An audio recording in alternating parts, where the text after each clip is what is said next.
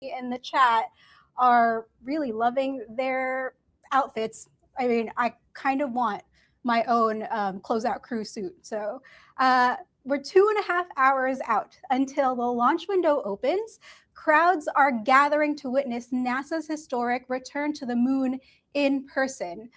Florida Today actually quoted local authorities earlier this week who said they're bracing for close to 500,000 people. We don't know yet how many are actually out there in Titusville, but it's a very exciting moment. I know you guys can feel it at home too. A little bit about the weather. I'm sure you guys are seeing the scenes right now. It's a little bit gray out there. Wind is coming off of the ocean and blowing onshore. NASA is monitoring the speed of this wind, all right? The concern here is in case of an emergency abort early in flight, these winds would shove the capsule towards a landing on land, not in the Atlantic as designed. So they'll want to hold and avoid that. We might see a bit more of a hold for when we actually get a launch out, but we'll keep you updated as we learn more. Now, Space View Park has a direct view of the launch pad, and that's where AP video journalist Cody Jackson is hanging out with spectators. Let's head over there and just take a look at the viewing party.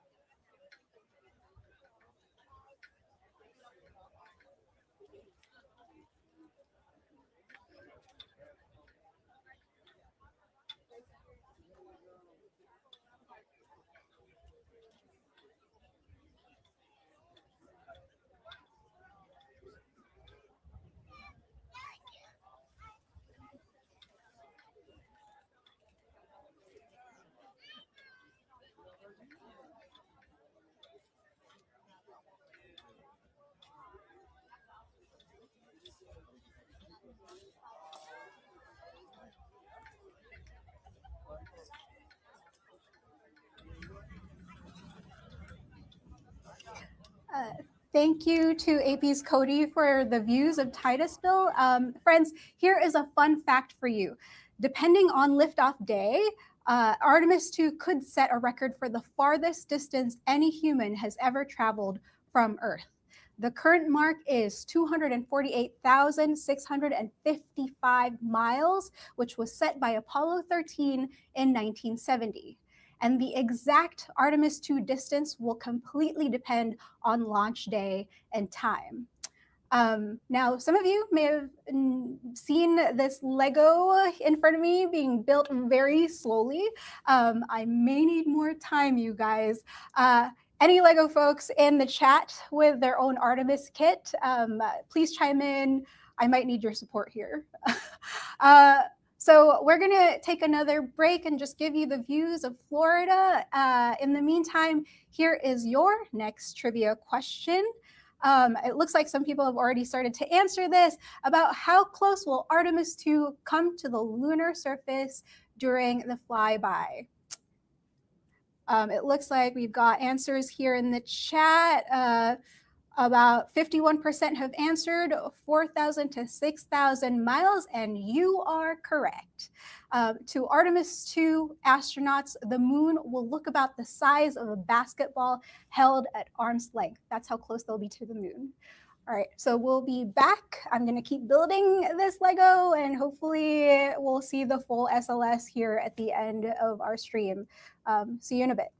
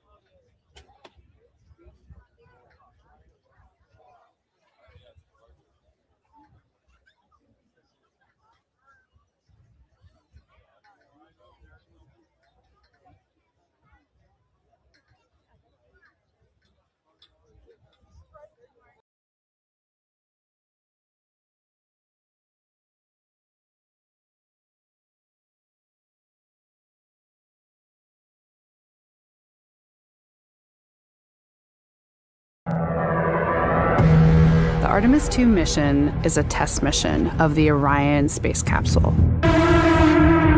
Artemis II will be the first time we put humans on this rocket.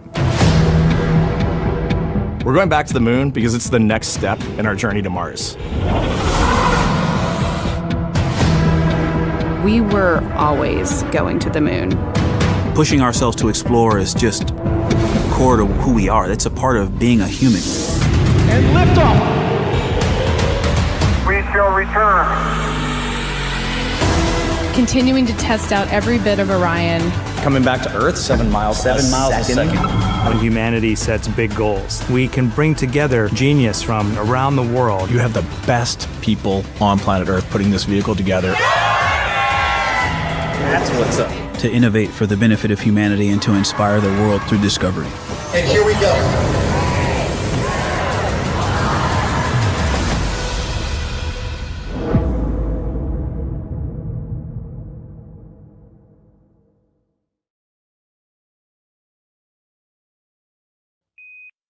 The countdown to NASA's highly anticipated return mission to the moon now less than 36 hours away.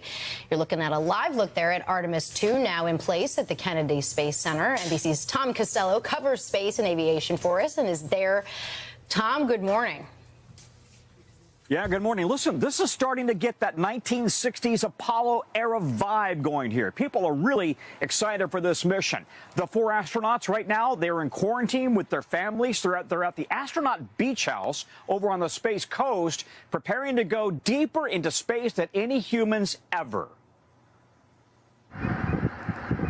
Sunrise on pad 39B in Florida with the Artemis rocket and crew on countdown for this critical test flight and a journey into deep space. The 4 of us, we are ready to go. The team is ready to go, and the vehicle is ready to go. So to achieve this, NASA has built one of the largest, most powerful rockets ever. And this is it right here. This is known as SLS, Space Launch System. It stands a massive 322 feet tall. That is taller than the Statue of Liberty. And it features 4 engines at its base right down there, and then those 2 booster rockets. This combined force is going to provide the lift needed for 7 million pounds getting it off the ground. And that is equivalent to the weight of 700 elephants. Located right up there at the very tippy top, that is the Orion space capsule. That's the spaceship in which the 4 astronauts will travel to orbit the moon. And if you're wondering what will this mission actually look like in space, to explain that, we need to simulate the launch of the rocket stack. There it goes. By the 1-minute mark, the rocket has already reached supersonic speeds. At 2 minutes, the booster rockets separate. And at 8 minutes, the Orion capsule reaches space. And that marks one of the most critical moments of this mission, when the capsule separates from the rocket. The start of a 10-day mission to orbit the moon. The crew, Commander Reid Wiseman, a former chief astronaut and single father of 2. Mission specialist Christina Koch, who holds the record for the longest single spaceflight by a woman, 328 days in space. Mission specialist Jeremy Hansen, a former fighter pilot with 3 teenagers set to become the first Canadian in deep space. And pilot Victor Glover, a retired Navy fighter pilot and father of 4. I think personally and professionally it is going to satisfy all of this risk chasing that I've been doing for 27 years. The countdown is on as the U.S. prepares to send humans back to the moon for the first time in more than 50 years. At a time of deep division here on Earth, the 4 astronauts on Artemis II say they hope their 10-day mission will bring people together and inspire the next generation. A young woman can look at Christina and just physicalize her passion or her interest, or even if it's not something she wants to do, she can just be like, girl power, and that's awesome.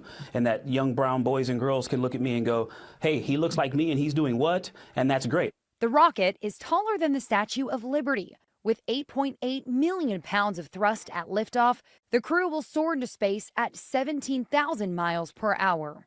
After liftoff, they'll orbit Earth, then travel past the far side of the moon, nearly 250,000 miles from home. This is a plan to get to the moon and use the resources that are on the moon to build an outpost there. And this is going to prepare us to go to Mars and further into space someday. The crew won't land on the moon, but the mission will help pave the way for a landing in 2028, beating China's planned lunar landing by 2 years. Here's what's ahead today.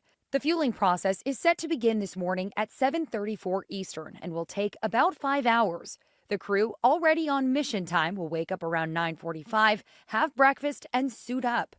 By mid-afternoon, they'll arrive at the launch pad. And at 6:24 tonight, the launch window opens. It's expected to draw 400,000 visitors to Kennedy Space Center, boosting the local economy. This store owner has printed 50,000 Artemis shirts. Hannah Battah, ABC News, New York.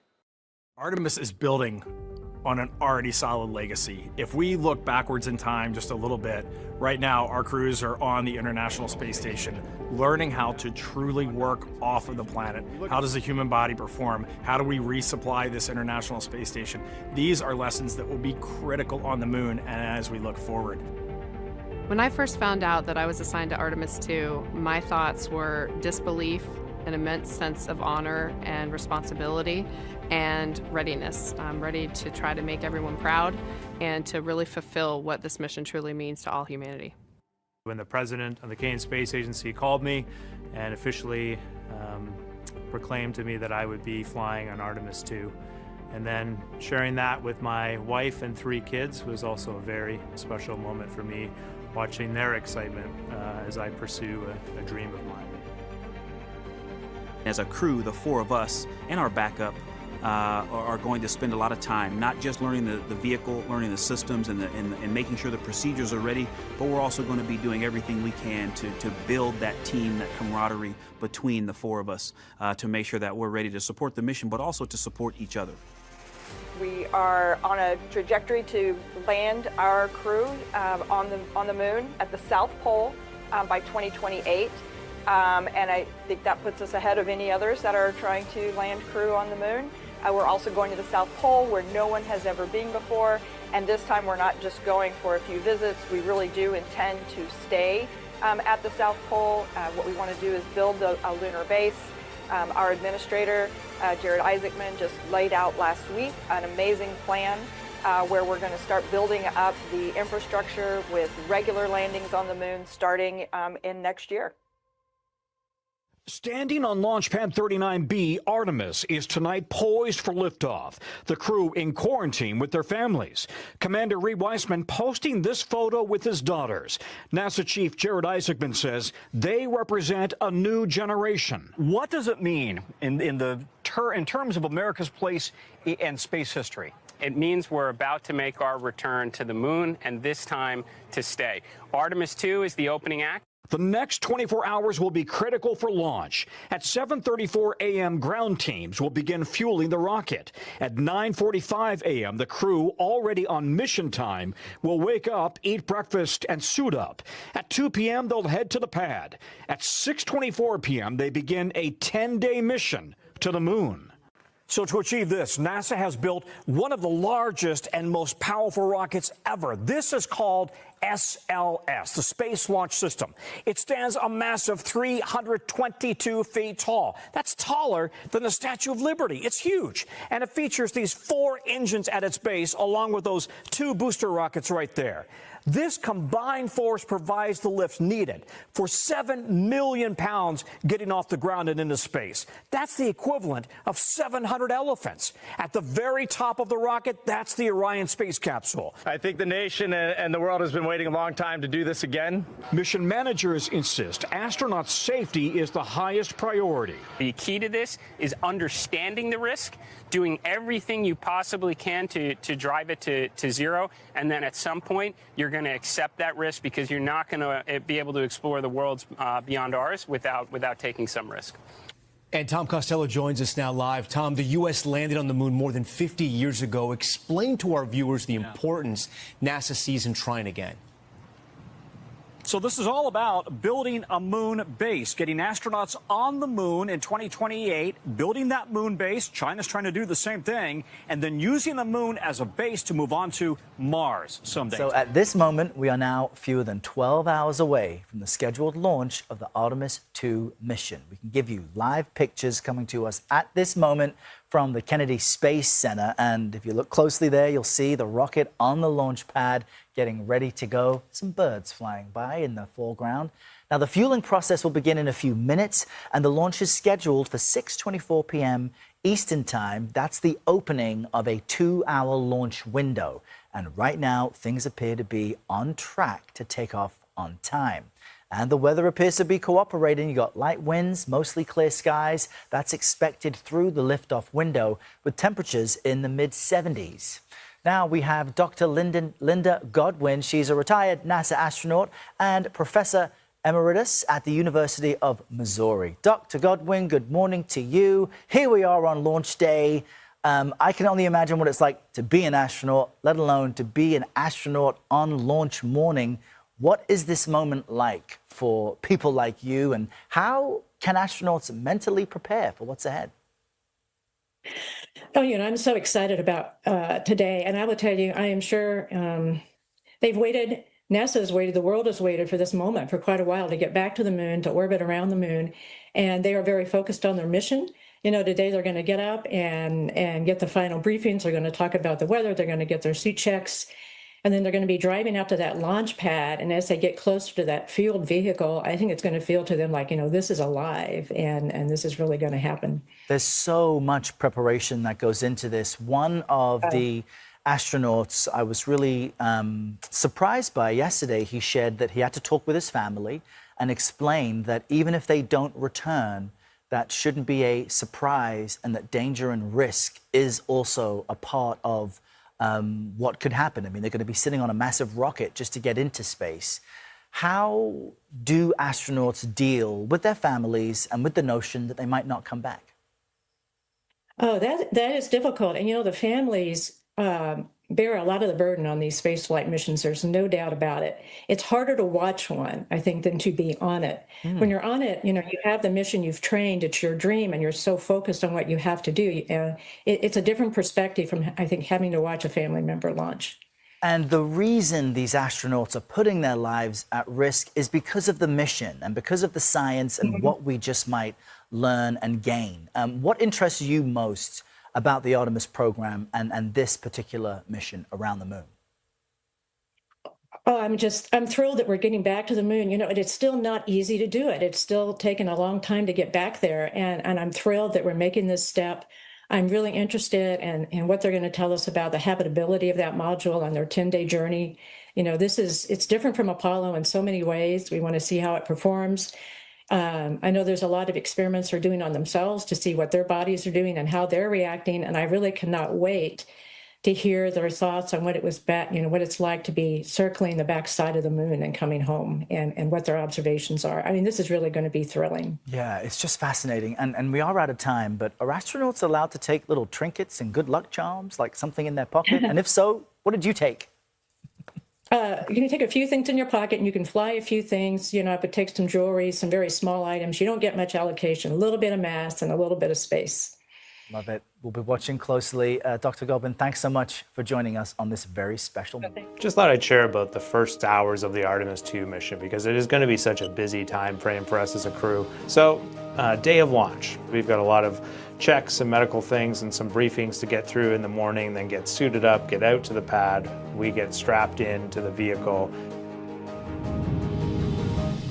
Once we launch, it's about an 8-minute ride to orbit. We'll get rid of the SLS rocket. We'll be done with that, and we'll be on top of our upper stage, which will be taking care of the initial accelerations that we need to execute the mission.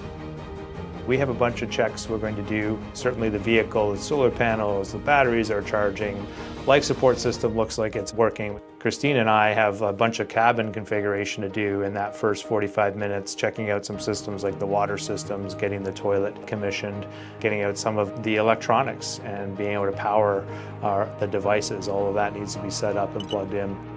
We fly around the Earth halfway, and if everything is good at that halfway mark, and that's about 45 minutes into the mission, then we burn the engines again, accelerate, which will keep us in space. If we don't like what's going on, that's one of the options where we could come back to Earth. Ideally, we'll accelerate from that point and we'll go out to a highly elliptical orbit. The space station's at 400 kilometers. We'll be going out to 60,000 kilometers. That gives us a day in space before we have the opportunity to come back to Earth. But of course, we train for the unexpected and make sure we have a good plan to manage all of the potential systems failures or systems that just don't perform how we thought they were going to, and maybe we're not 100% confident that we can survive another 8 days in the spacecraft. Those are the types of things that would cause us to come home. If we don't want to come home and if we get into that day-long orbit, we get off of the upper stage of the rocket and we use it as a simulated lunar lander, and we fly around it, checking out the manual control systems, characterizing how the vehicle flies, but ensuring that we know how to dock this vehicle manually in the future. We can do everything but actually connect to it. It's about an 18-hour day, and then we try and get a 4-hour nap. So we're really hoping we will be able to fall asleep amidst all that excitement of the day, because then we have to get up and we come all the way down to about 200 kilometers above the surface of the Earth. And that is where we accelerate, and that is what will send us on our way to the moon. Our job is to characterize this vehicle, make sure it does everything it was designed to do, that humans can live and work on board it, and hand the baton onto the Artemis II crew. Not major plans yet to watch the launch. Your options are going to be limited. Oh yeah, it's West Shoes Kennedy Mason Live, where people have already found their spots for the launch, and they are holding them tight, Kennedy. Yeah, people from near and far have already set up shop here on the side of State Road 528. I mean, you can just see all of the RVs behind me. We have seen more and more show up throughout the day today. One man tells me he tried parking at Jetty Park last night, but it is already full. Others telling me that finding a place to watch the launch is challenging. It just goes to show how busy Brevard County is. The anticipation is high for the Artemis II launch. Here for the launch, super pumped. On Tuesday, people like Ryan O'Hara set up their RVs on the side of the road. I'm just excited to see it go off with people inside. Even Dee Chester, a Virgin Galactic astronaut, traveled from Southern California to see this historic launch. I just want to hear it, feel it, and sense it. She headed to Space Shirts before the launch. This place is like one of my go-tos. You know, I would stop here and, you know, it's like you go to Costco for one item and come out $400 poorer. Do you want to pick one out? The store, offering space memorabilia made in-house since 1992, filled with people. It's been steady since the first launch attempt. It really hasn't slowed down, and today it's busy and it'll get busier tomorrow because everybody's waiting for something to happen. The owner, Brenda Mulberry, hoping for the best. I hope it's smooth and countdown goes as planned and they have a wonderful ride. The Space Coast Office of Tourism says most hotels in Titusville, Cape Canaveral, and Cocoa are sold out. If you are still looking for a place to stay, they recommend looking farther south toward Melbourne and Palm Bay. As people and businesses prepare, so is the Brevard County Sheriff's Office. If you're coming, you need to come early. We're expecting close to 400,000 people to come into Brevard. In the last couple of hours, we have seen these orange plastic dividers set up in the median.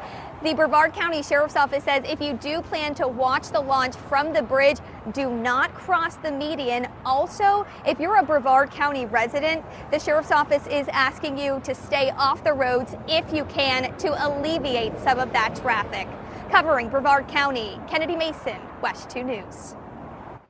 And the Sheriff's Office has put together a traffic plan for when the launch is over. Use State Road 520 westbound as an alternative to the 528. Everyone south and north of Harrison Street will proceed to US 1. There are no U-turns on the 528 or George King Boulevard. We shall return.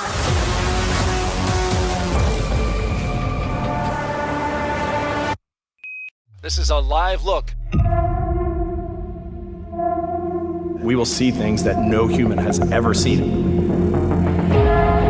We want to know what's out there just beyond the horizon. Amazing live views from the spacecraft. coming back to Earth, say we were doing like 5 or 7 miles. 7 miles a second.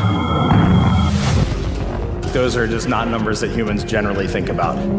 We were always going to the moon. Pushing ourselves to explore is core to who we are. It's in our nature.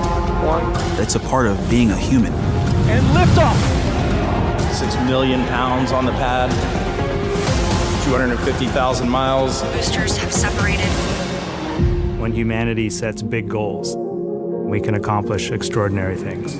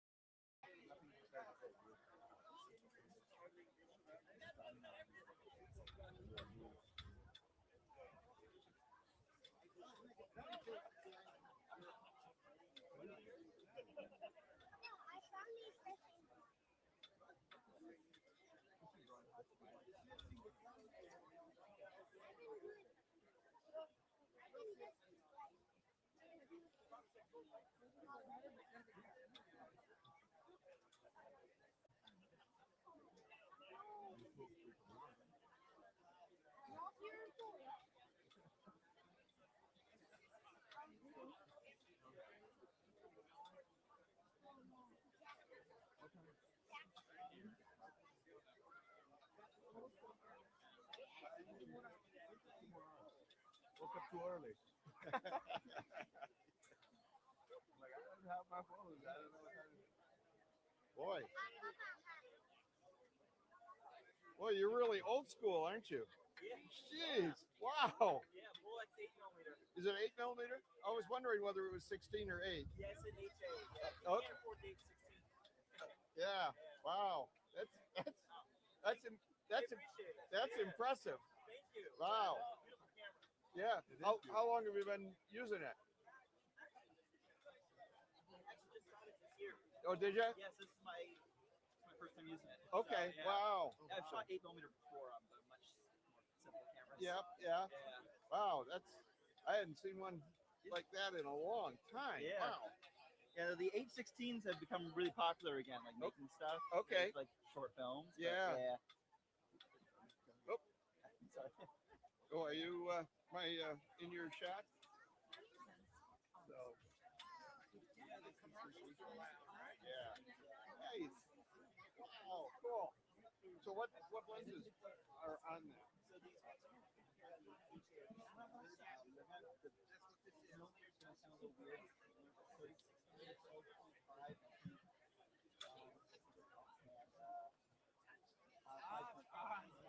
Oh, okay. So, okay. Yeah. Yeah. Nice. So what do you do with it when you? Oh.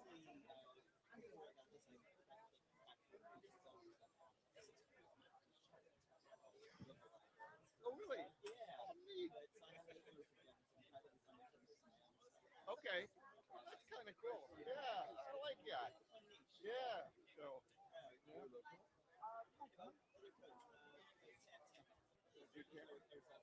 All right. Yeah. I was just there. There's an organization called the Florida Camera Club Council. Yeah. So I run the camera club that's in the villages. Yeah. So the F3C is an organization of all of the camera clubs in Florida. Yeah. Have you been to what is it in Tampa, the Florida Photography Museum? I don't think that's right. It's in Yarborough. Yeah, in the city. It's really a cool place.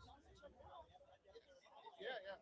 So it's always a cool place to go and see some of the. I don't know. I can't remember. I just got the email some time ago what the latest exhibit is.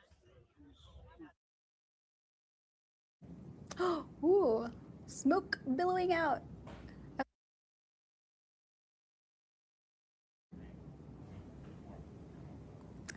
Ooh, smoke is starting to billow out from the SLS. It feels alive out there. Just so you know, you guys, we are looking out for the weather. Weather is one of the biggest factors for any launch.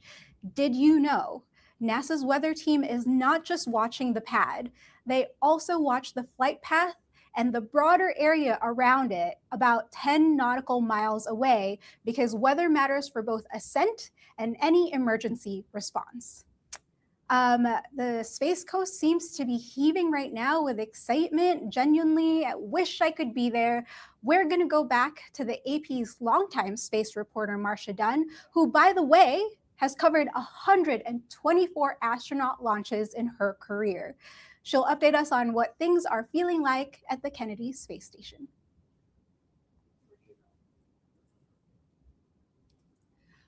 Marcia Dunn, AP Aerospace correspondent, back with you from the Kennedy Space Center here atop the AP offices.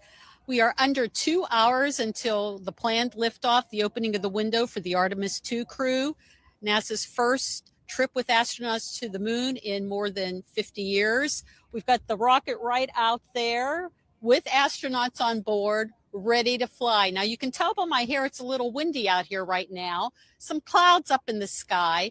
The main concern right now is the wind, because the wind seems to be coming off the ocean and coming onto shore, blowing this way, which it would not be good in an emergency abort situation in which the capsule has to blow off the rocket and try to come down. This capsule is designed to land in water, not land. So you certainly don't want the winds blowing the capsule and the four crew back to shore. You want it going out into the Atlantic. But that's a small chance. NASA's monitoring the speed of those winds, the clouds, maybe some rain still ahead, but so far so good. And NASA's sticking with an 80% forecast. The vibe right now, more and more people seem to be just swarming this place. Thousands and thousands, tens of thousands at the Space Center alone, not to mention the nearby beaches, along the shorelines, the roads. This 10-day flight promises lots of things. The first 25 hours, the crew will be in Earth orbit, checking out their capsule before TLI, translunar injection, something NASA has not done with a crew since 1972 in Apollo 17. That will shoot the astronauts 4 days out to the moon. They hang a U-turn. They're going to be on the backside for 6 hours as they go around past the moon, around the backside, coming back. And NASA promises that if the lighting is right, they will be seeing things that the Apollo astronauts never saw with their own eyes.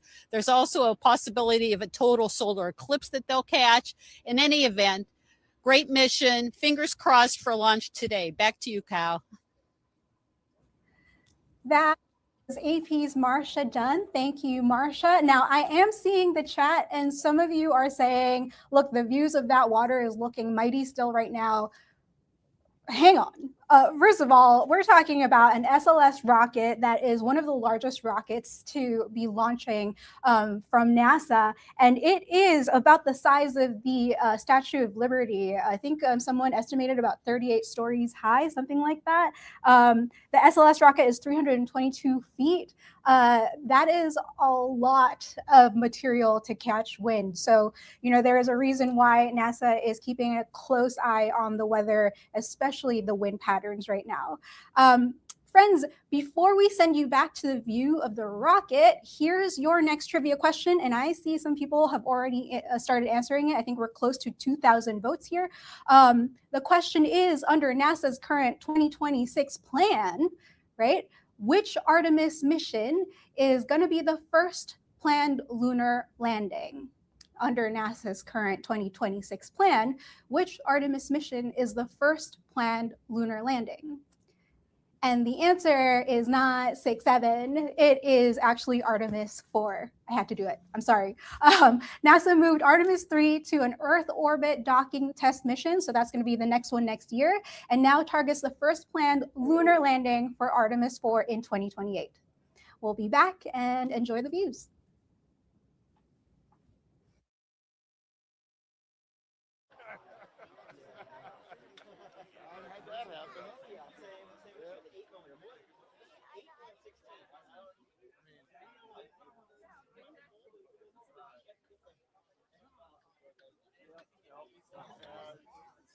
Well, it's one of these where you start it and you go and you sit down and you're watching it. No, I'm always.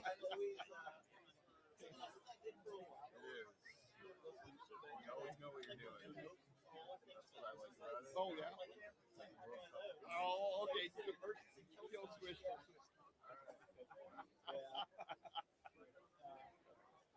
Well, that's kind of cool. That is, boy. That is. No, that is. So, oh yeah. I'm hoping to try and break one to like sure.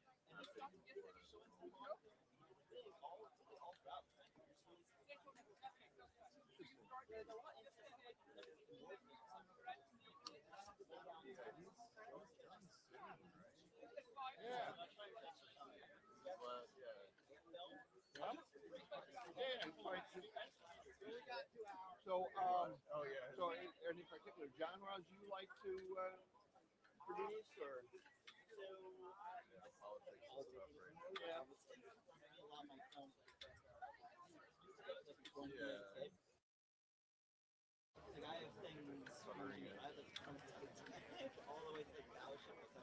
Okay. All right.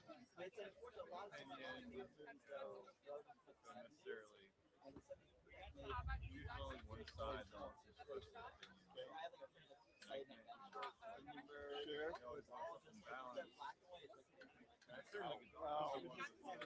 Yeah. I don't want to put my words out there,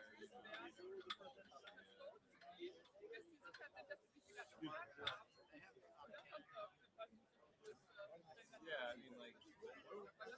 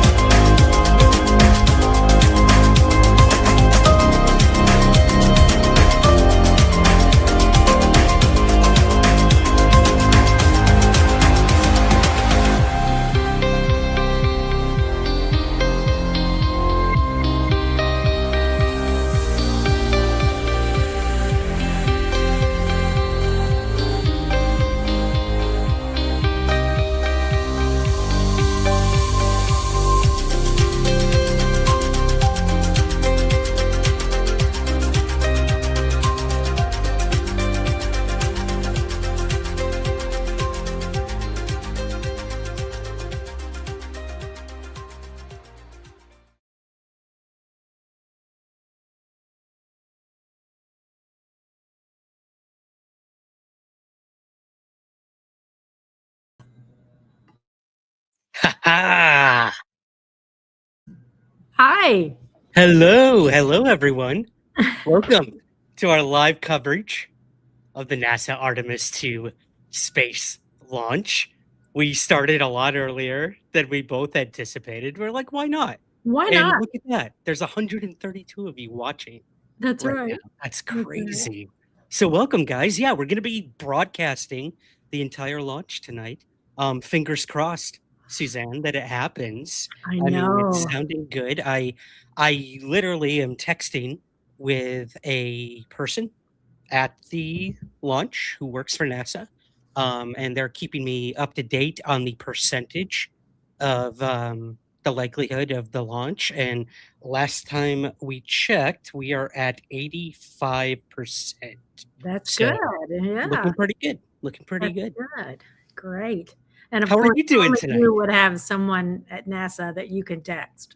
Yes, of course I do. Are you kidding me? Of course I do. Look at who you're talking to. Exactly. Yeah. No, I got an insider there who's Good. he's the one who airbrushes all the UFOs out of the Oh, footage well. and the photos. Yeah. Well, someone's got to do that. Someone's got to do the dirty work. I know. Got to be done. How are you doing tonight? What time is it where you are? It's about, what time is it? It is 3:41 right now. Okay. It's Central Time in America. Got it. Are you 6 hours ahead of me? Is it 9:40 something? It is 9:41 p.m. UK time right now. So hello to all of our European watchers, listeners. I know we have people from all over tonight. All We got people over. in Yeah. the US, the UK. Where are you guys watching from? I know we got people from Mexico. Yeah, Dalen's here tonight. She's Dalen's here and from here. Germany. And Germany, yes. got one from- Welcome, Dalen. Welcome, Yeah. welcome. She and Good to see Holly, you. the sour cat, are watching. Holly the sour. You can't have a sauerkraut without a sour. Without a sour cat. That's right. It's true. It's true. Well, hey, we're going to be just hopping in here and there Yeah. tonight sporadically until the launch. We'll keep it on the launch when it actually happens. But Yeah. I thought, why not do some fun trivia and stuff? I am And then- prepared to lose. yeah, it's fine. It's fine. I literally just pulled these out of my digital ass. Okay, So good. Good. we'll see how they go. But and then you got some info on like the launch itself, right? Okay, we'll go over that too. The astronauts, some stuff that our listeners might find interesting about them. And Oh, yeah. okay, cool. And just so everyone knows, the launch itself is scheduled for 6:24 p.m. Eastern Standard Time. So we'll be broadcasting up till then, during, and maybe a little after, seeing how we're both feeling after that. Might be going Few into the more midnight hours. hour or so for us over here in the UK. But yeah, 6:24 p.m. is the scheduled time. We'll let you guys know if that changes, anything like that. We did cover, kind of the phases of this Artemis mission outline for the next few years. We covered that in our live stream this past Sunday. So for those who don't know, this first mission will be kind of a loop around the moon. And basically what they're doing now is they're starting to see what it will take to get us to land on the moon again and start setting up shop. The Exactly. plan is to literally build a moon base in the next 5 to 8 years, as it were. And then that will be our outpost to then start moving towards Mars with manned missions towards Mars. So it's exciting. It's is really exciting. And this Yeah. is just one in a series, as you mentioned. I think the next one is scheduled tentatively for 2028. And I'm sure that date depends largely on how things go tonight. And whether what they hope will happen happens. If not, but maybe back to the drawing board, or maybe they already have a backup plan for 2028. But That's step true. one is tonight. This is kind of the test run, and we'll see what happens. I mean, missions don't always succeed. Maybe anything can happen. Literally anything can happen when it comes to I'm this old, one. yeah, exactly. I'm old enough to remember, regrettably, the Apollo missions and the anxiety that went along with those, and then, of course, the Challenger. Yes. Which resulted in calamity. And so it's important to send good thoughts out there to these astronauts. They are incredibly special people. Reading about them to get ready for this afternoon, it was remarkable. We're so lucky to have them at the helm of this thing. Well, let's start there. So why don't you tell us a little about them. Right. I love Can I the start with the videos, girl but- first? I want to Okay, start of with the girl course. first. Okay. Do it. So, well, let me make a broader statement first. So, you're looking at a well-distributed group of race, color, creed, gender. You're looking at a wonderful mix of humans in this craft. And I think that that can be so important for all of our little ones who are watching what an astronaut looks like and who are watching how bright women and people of color, along with, the stereotypic white male, how that is going. And I think as someone who, when she was little, really wanted to be a trial lawyer, I never saw a girl do that. I never saw a female. And so when I look back with that eye, I think how important this might be for the little ones coming up behind us. Absolutely. I can, again, being a white male, like I'm so used to this stuff being portrayed everywhere. And seeing me represented in every way, shape, and form across everything. So I can only imagine what it's like and what this will do. I mean, I always go back to the Dana Scully phenomenon when the X-Files came out, that when that show started airing and people saw this scientist, this like incredible character on television, it inspired so many women to get into STEM.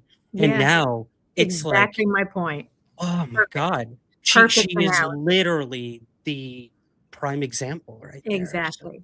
And, being of a certain generation myself, little girls like me heard, well, math's hard for girls. Girls shouldn't be in a courtroom pregnant.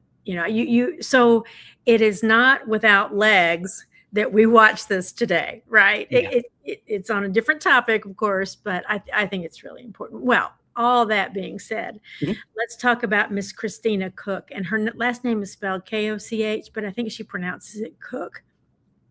So she is 47 years old. She's from Grand Rapids, Michigan. She has a BS and a master's in electrical engineering from North Carolina State University.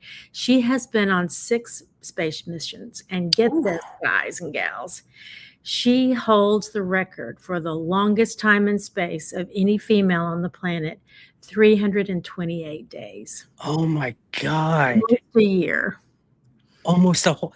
Let's go. That's amazing. This is a special human. This is someone who's worked hard, who's obviously very bright, and who has proved her stuff. Wow, that's so cool.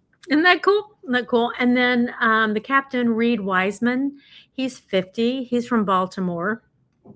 He has a BS from, I'm going to mess this name up, Rensselaer Polytech in Troy, New York. You probably know what that is. How do you say it used to be Rensselaer or something. Rensselaer, yeah. It used to be a stop on the Metro North trains when you're leaving New York City and going out to like Bronxville, upstate New York.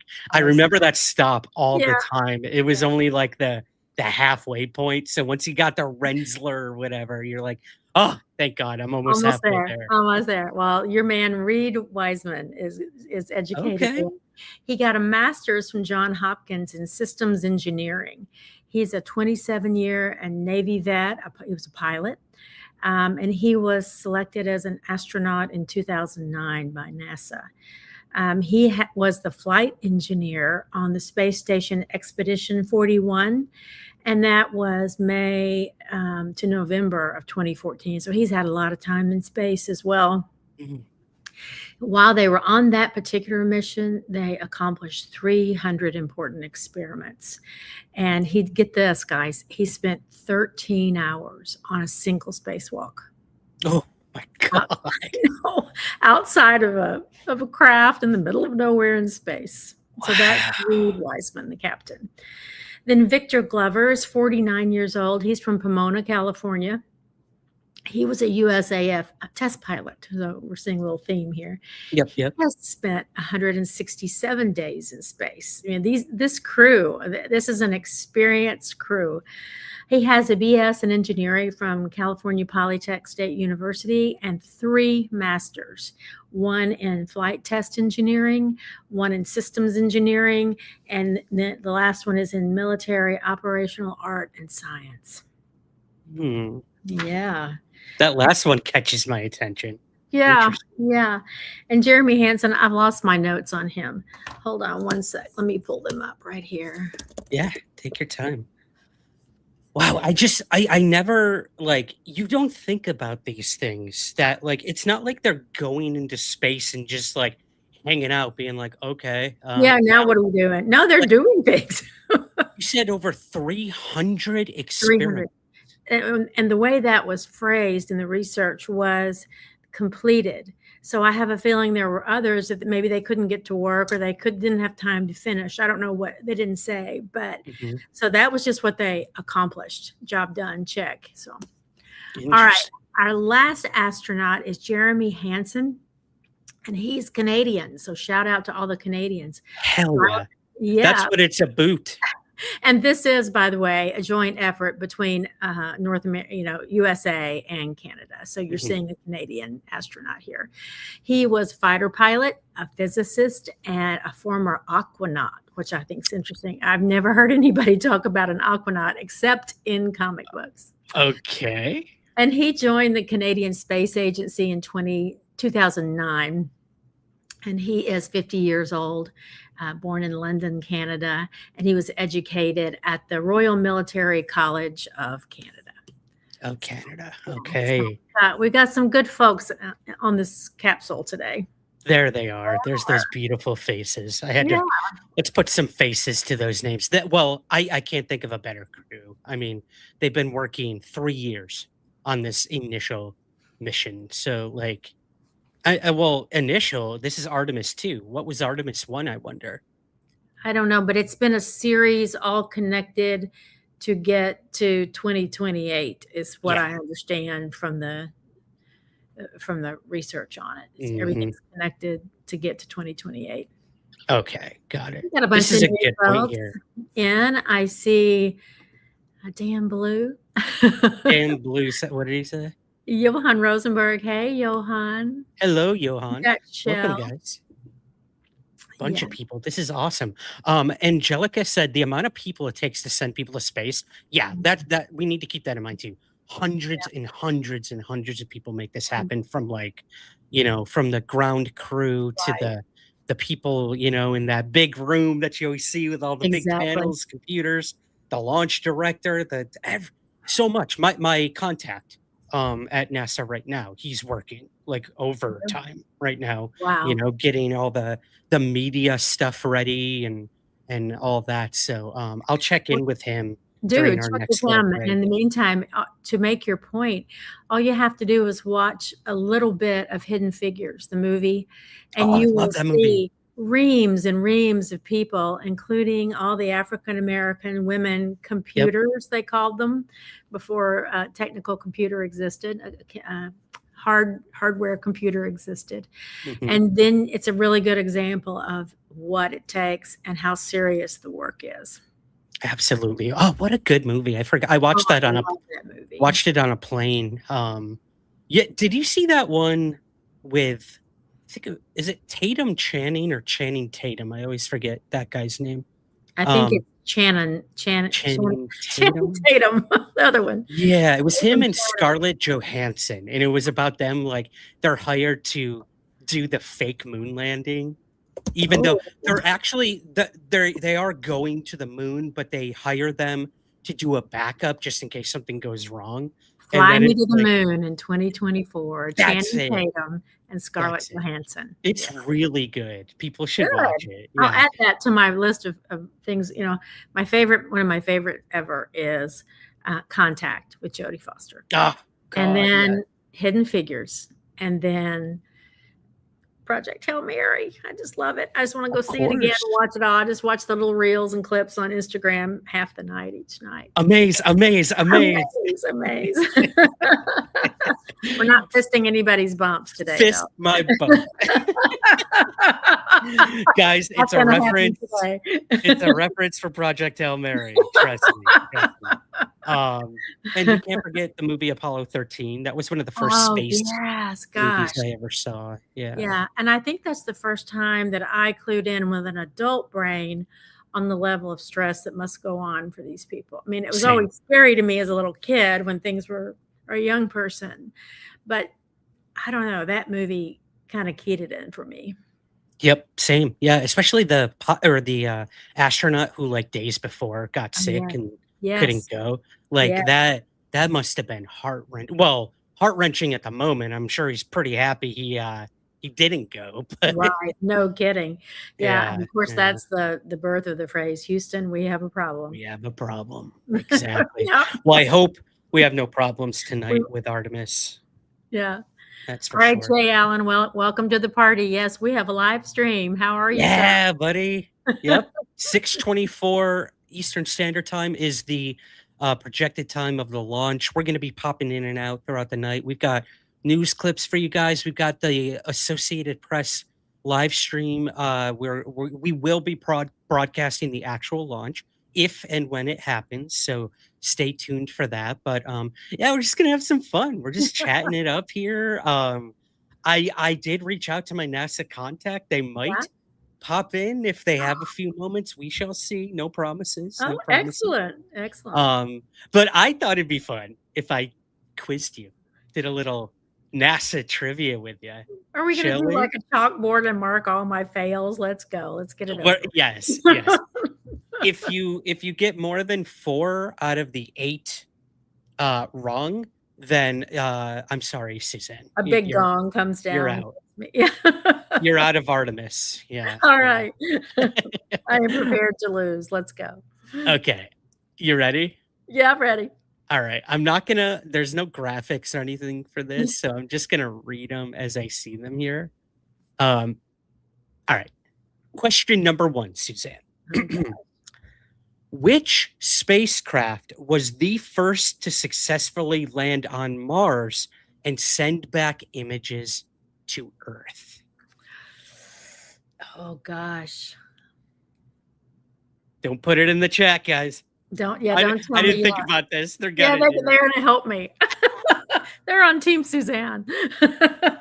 Which was the first spacecraft? Let me read it again. That's the one that either left on something right around January 4 or oh gosh, it was June. It was one or the other. I'll give you a little bit of a hint here. Okay, give me a hint. It happened back in July of 1976. Oh, then I was off. No, I don't know. Any guesses? Okay, I'll give it to you. You ready? Okay, give it to me. I'm just going to go ahead and give my first loss mark right here. 1 second. It's okay. It's okay. The answer would be Viking 1. Viking 1. Which landed on Mars and transmitted images in 1976. The Soviet Mars 3 landed earlier, but stopped transmitting after 110 seconds and sent back only one gray image with no details. Not helpful. That was not helpful. Yeah. Yeah. Those Ruskies. I know it. Green. All right, Viking 1, people. Okay. Here's your next question. This is going to be bad.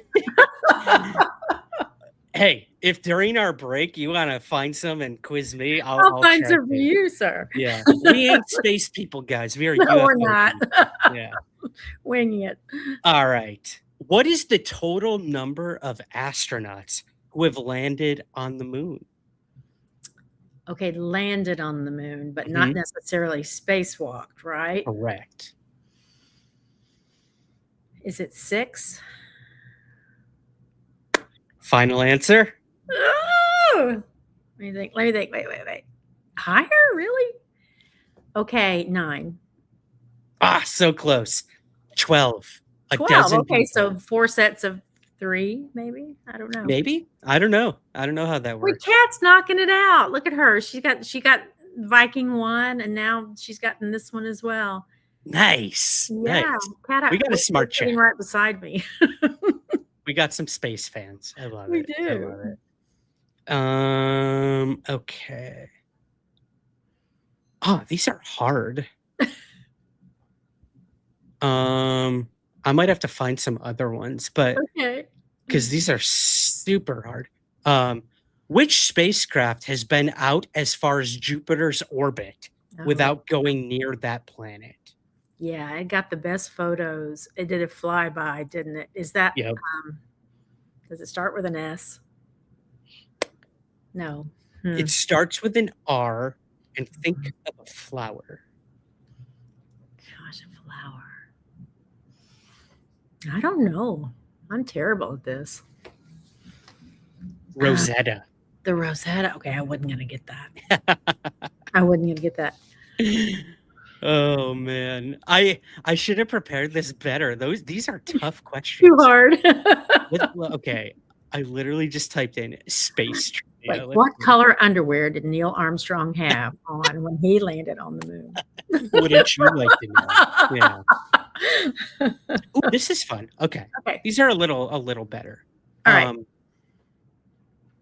What is the hottest planet in our solar system? I think it's Mercury. Oh, so close. Venus. Venus. Okay. Despite Mercury being closer to the sun. So I get your logic there. Yeah. So, yeah. I Yeah. like that. How many moons does Mars have? Okay, I can see 3 from my backyard, but that means there's got to be more than that. So 4, 5. This says 2. 2. Oh, well, maybe I'm watching something else. Phobos and Deimos are the Oh, two. yeah. Yeah. Unless something changed. Unless I'm watching something else in orbit with it, right? Yeah. Jay Allen's knocking it down too. Look at this. Oh, nice, Jay Allen. Yeah. Should have known. We'll ask the next set to the chat, but you can't Google. No, I know. That's the You problem cannot with Google. digital stuff. Yeah. Yeah. Oh, I should mention to you guys, the super chat and super stickers are Oh, yeah. open all night. If you want to help out the show. I have one job to do. Am I doing it? No. I'm not doing that. No, I'm freaking interrogating you over here with how many moons does Mars have, Suzanne? Answer. Answer, damn it. Answer and we'll free the hostages. Exactly. Super chat and super stickers are open, guys. We love doing stuff like this, but it does cost money to stream and do all this wonderful stuff and our time. So anything you're willing to support is greatly, greatly appreciated. Super chat, super stickers. We have links to buy me a coffee and PayPal in the show notes as well. You can help out that way. If you can't help financially, simply like the video, comment, share it with another space nut tonight who might want to watch the launch with us. But yeah, that's it for begging. That's it for begging tonight. Eccentric. Oh, Eccentric is here. Come on, Ryan. Is this NASA trivia or space trivia? It's space trivia. Everything. It's space trivia. Yeah. Okay. Let's type in NASA trivia. Okay. See what you get. Let's just see what happens. I'm going to be particularly bad at this. I can hit the highlights, but I know the last one I went to, it was like, which planet is red? Oh, this one you actually have to like. Okay, let's see. Quiz questions. 7 thing. Come on. Eccentric, help me out. Throw us some NASA questions. Ooh, NASA Artemis trivia. Let's read this. Oh, good. Okay. I'm going to. How does this work? What? I don't get it. Where's the answer? Okay, I'm failing miserably. Let's go back to our space trivia. Okay. Oh, what is a supernova? You know what a supernova is? I do know what a supernova is, and it's when they blow up. Which is I think now related to one of the string theories. I don't remember how many strings was related to that theory, but they twist and they boom, and it might be the explanation of a big bang, but Anyway, stars go supernova when they die. That is correct. The explosive death of a massive star. That's Good right. job. Don't really know what triggers it, but something. So this isn't the trivia question, but you know which galaxy we live in, right? Yes, I do. Okay. The Milky Way. Okay. What is the closest major galaxy to the Milky Way? That's Andromeda. Correct. Mhm. Good job. Good job. I'm getting some points. Yay. Doing good. What is the age range for this? 8 to 10. Okay. No, I'm kidding. I'm kidding. Luckily, I just hit 10. Yeah. Ooh, this is one I didn't know. What? Approximately how old is the Earth? Well, I don't know. I don't know. You hear all the theories, but I don't know what's right.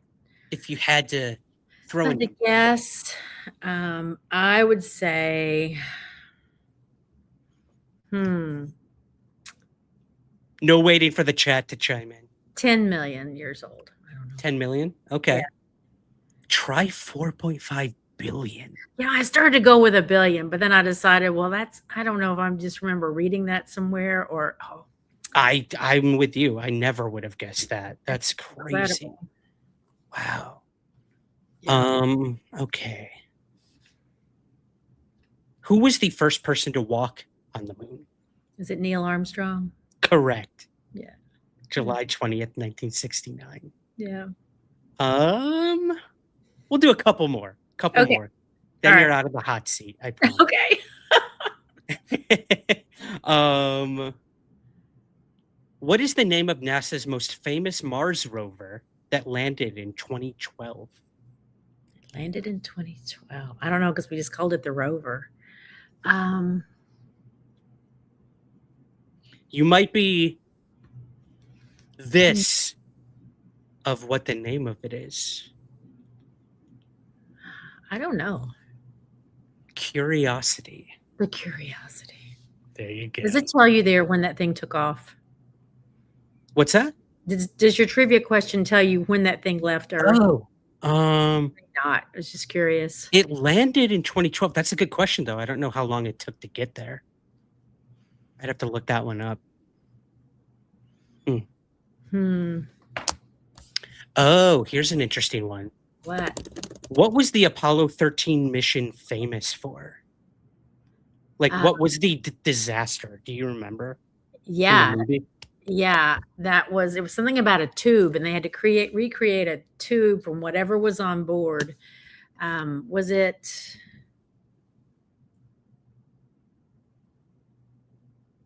related to the fuel line? The fuel thing? You were so close. I'm was giving it to you. A near disaster where an oxygen tank exploded. Oxygen. Yeah. You got it. Like, come on. Wow. Tubes are tubes. Oxygen, Yeah. fuel, same thing. An explosive of some kind was going to get in Yeah. the way. Yeah. Yeah. All right. Last question. We'll do one more. Okay. What is the most famous comet? Haley's. Correct. Good I job. gotta- I was going to say Hale-Bopp. Hale-Bopp's probably the most recent, but I think Yeah. Haley's is one I around love it. forever. Yeah. I've been following, and we covered it a couple weeks ago now, I think, where the meteor crashed through the woman's roof. In Yes. Texas, I believe it was. Was it Texas? And did you see that after that live stream, there were like 5 more?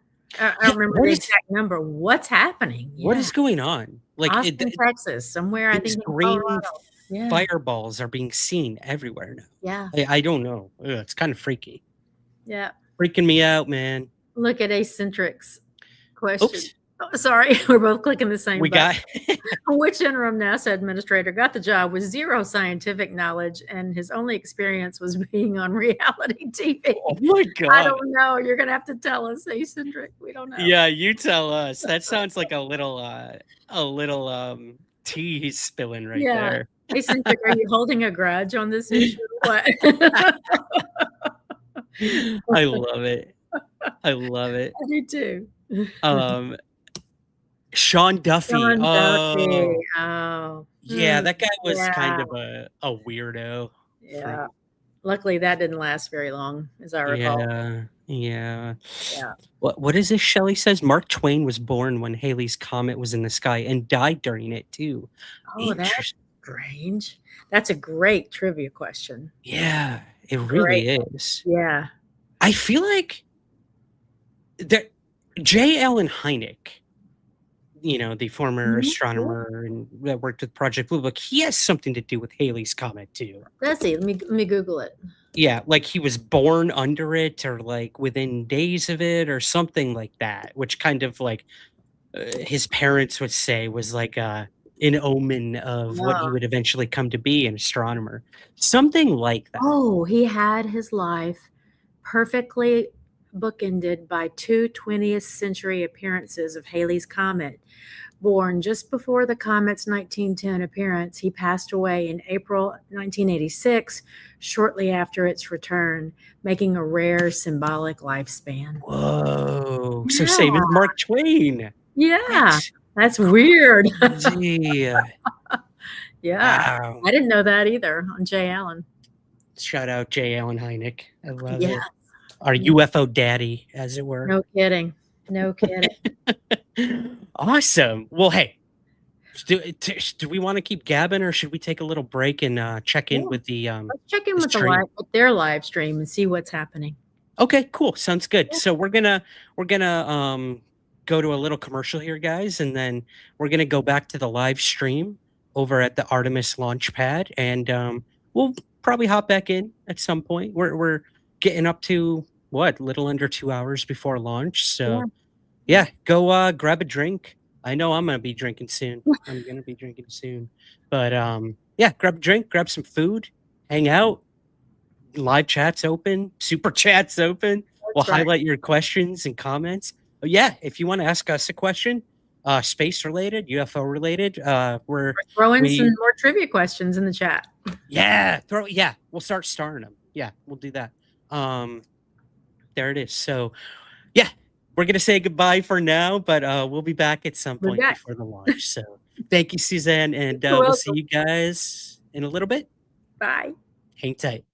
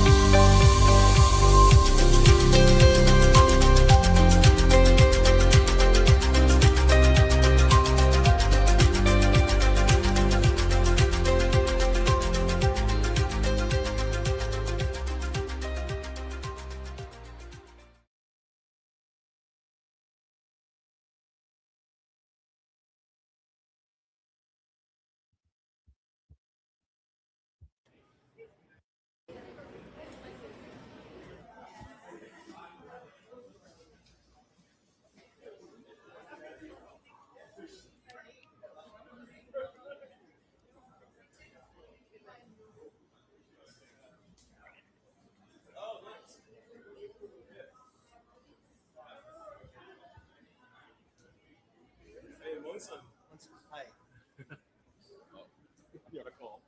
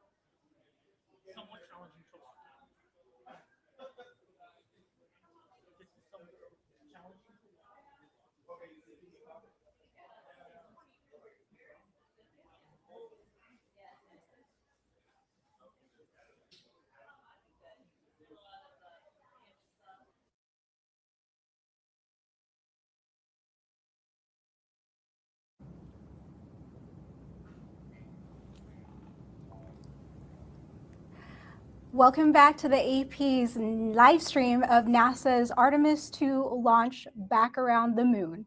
I'm Kyle Marion Viterbo here with you guys for what could be 6 to 8 hours. We'll see. It is now just under an hour and 30 minutes to go until the launch window opens for 2 hours when the crew can safely lift off. A major milestone in the stretch, if you guys are watching the closeout crew here, will be when the pad is clear and the last of the closeout crew leave this bridge. And then the Artemis crew will be on their own inside Orion. In the meantime, let's talk about the incredible machine that is the Artemis II astronaut, let me say that again. Let's talk about the incredible machine that the Artemis II astronauts are sitting on top of, the SLS stack here. I was going to show you the Lego version that we're trying to build, but I'm not done yet.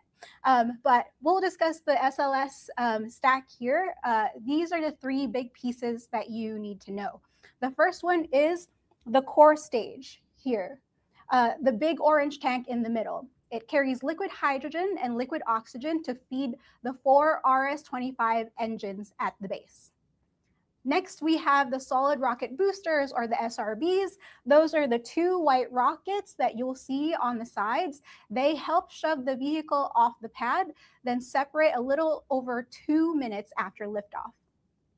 And finally, the special part of the spacecraft, the Orion spacecraft, which the crew rides in. This is in the capsule here at the very top. And just below it is the European service module, the section over here, which provides the main propulsion once the mission is on its way. I don't know if you guys remember, but the SLS first launched on Artemis 1 on November 2022 without a crew. Artemis II is the rocket's second flight and the first with astronauts on board. So we're gonna go back to keep watching. It looks like the last of the closeout crew will be leaving soon. Here's your next trivia question before the break. Here's a question. If lightning is seen within 10 nautical miles of the flight path for Artemis II, how long does NASA wait before launching? Now, it looks like we've got some folks who've already answered in the YouTube chat. We're looking at around over 2,000 votes now. And most people have answered hold for 30 minutes. The answer is yes, they will hold for at least 30 minutes unless very specific extra weather conditions are met. All right, we're gonna keep watching the crew and hoping for the best that the weather holds up, and we'll see you soon.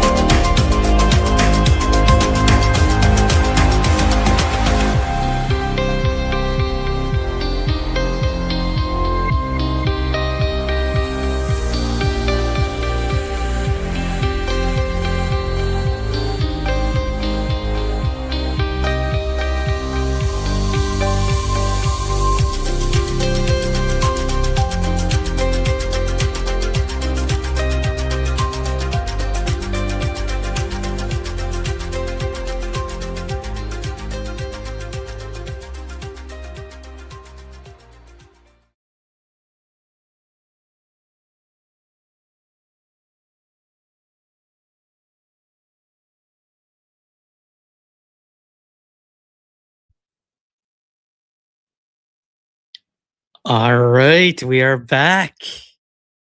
Hi. Swooping back in, like we're landing a craft back into the ocean. How you doing? I'm doing okay. I've been busy working on trivia questions. Oh, I'm ready. I'm in the hot seat this time, but That's right. It is 10:35 at night here, so I have to, Suzanne. I'm busting into the Go good for stuff. it. The I've got a Campo, okay. Campo Viejo, Tempranillo, Rioja. Oh, a Tempranillo. That's so nice. So that's happening right now. I'm having a very delicious mug of coffee that I shouldn't be having Yum. at 4:30 in the afternoon, but here we are. I will probably be having coffee again at some point tonight. That's for sure. I got my nice Syracuse mug here. Ew, Oh, it's all very nice. dirty and smudged. There, now you see the good side. Very nice. Shout out to anyone watching from Syracuse, New York. That's our orange man there. Yeah. 2003 national champs, I believe it was. excellent. Carmelo Anthony. Yeah. Anyways, this is not college basketball trivia. This is space NASA This trivia. is space trivia. That's right. Space trivia. Okay. Yeah, and Artemis trivia. Oh God. Okay. Yeah, are you ready? Are you feeling brave? No, I'm gonna make a total ass of myself, but please. Well, that will be two of us today, so we'll be even. All Let's right. do it. I'm going to give you a kind of easy one first. Okay. How many kilometers will the Artemis II crew have flown by the time they get back? How many? Oh my God. It's the most ever, I believe, for a mission. At least more than the last mission to the moon. Oh my God, I was looking this up earlier. Yeah. Kilometers. What is this kilometer BS? What is this, the UK? Do you remember that fellow in Anomicon year before last that Americans will do absolutely anything to keep from using the metric system? Yes. Yeah, that thing was 2 trailers and half of a dog long. So I can't remember what I he know. Okay, kilometers. JoJo saying millions, hundreds of thousands. I'm gonna say 800,000 kilometers. Good guess, but 400,000 kilometers. It's still Okay. a huge amount of space. So how many trailers is that? How many trailers and half dogs? Let's see. And half dogs. If you Okay. not carry the knot, as Jethro Bodine used to say. Countdown on April 1st. Oh, I forgot it was April Fool's Day. Did you see the thing going around on UFO Twitter of the Australian Yes. Oh my gosh. Yeah. parliamentary member saying they were disclosing aliens this week? What an Yeah, ass. I can't What talk an about it, ass. but we're disclosing aliens. It's like, okay, April 1st. Uh, Everybody what a stop. Freaking douchebag. I saw our good buddy over there, Grant LaVoc, giving him guff for it, but look at how many people fell for it. Good I Lord, know, UFO Twitter. including some in one of my groups. Like, oh no, no, you guys, come really not. No, come on. All right, are you ready for another question? 800,000 kilometers. Got it. Okay. Yes. Okay. Next. What is the name of the massive rocket that's going to launch Artemis II into space? Oh, the rocket, not the capsule. Not the capsule, because they're testing this. It's another little factoid everybody needs to know. The rocket booster system is one of the things they're testing to see if they can make this work. Okay. So, I know it's hard. It's hard. Orion is the capsule, right? Right. That's right. Okay. Shit. Yeah. Okay. The SLS. I'll give you a little clue. You want to work with the SLS.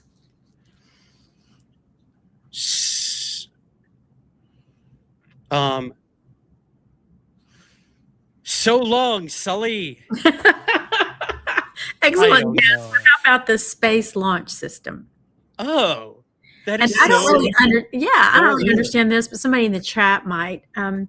They're testing something about using water for fuel to support a lunar expedition. And I don't know if that's related to this, and I couldn't find a lot on it. I have a feeling maybe that's a somewhat of a secret thing going on, not the concept, but the details. Yeah. So I couldn't really find what that explains, but I wonder if that's part of what's in these SLS things, or if it's just totally different. I don't know. Oh my gosh, could you imagine? I that would be so cool if they could use water as fuel. Like, think of how much money that would save on gas and all, especially right now in the world when it comes to gas. So crazy. Wow. Okay. Right. Okay. SLS. How long is the Artemis II going to be on its mission? You got it. You got it. 10 days? That's right. Yay! 10 days. Yeah. Okay. Yeah, packed in that tiny little craft, basically, latched in like that. Ooh, not for me. I was reading earlier today that a lot of this mission is to test the boundaries of like these astronauts' physical stamina, their psychological. There's a lot of physical and psychological experiments that they're doing. That's terrifying. It is. And for decades, they have worked on bone density and muscle mass. When these people go in space, they have dramatic drops in both of those things. And you'll see them in exercise stations, like on the space station. Obviously, you can't do that in one of these tiny little crafts like the Orion. But they're doing that, and they are also working on what is needed to get down and get back up off the moon in a permanent way, which makes sense. Yeah. Yeah. So interesting. This also is reminding me of, do you recall recently, I've got to look the guy's name up, the astronaut that they had to send the crew back because there was an emergency on the ISS. Yes. And I heard they were about to release what was actually wrong. Yeah. We still don't know. We still don't know for sure what. I don't think I heard. Except all they have told the public is they were getting ready to eat dinner that night, and he could not talk. He literally lost the capacity to speak, and that immediately put that into an overdrive sort of situation. Let's see here. Stroke-like situation. I'm gonna read this. Fink was his name. Mike Fink, aboard the International Space Station in a medical evacuation on January 7th. Out of the blue, he suddenly couldn't talk. It was just amazingly quick. Yes. Wow. Yeah. Wow. Craziness. So I hope nothing like that happens to these guys. I hope not either. Yeah. What weird anomaly was that happened to Fink? Exactly. Let's hope it doesn't happen to these guys. We think about how hard it was to get that female scientist who had, I think it was breast cancer, at one of the poles. She was at one of the stations at the poles, maybe the South Pole. And this was probably a year ago. And she ended up having to do her own biopsy with them basically instructing her. And then they had to get her out of there. And you think about how hard that was. Whoa. In space. Oh my gosh, that is so we have to keep in mind how many backup plans and contingency plans they have to have for every tiny thing. This is why they train for 3 years for a 10-day mission. It's if one thing goes wrong, it could ruin everything. So you hit the nail on the head. So they put their team together for Artemis II in April of 2003. And they started working immediately on the design plans for the Orion craft. And then by June of 2023, they're in full production.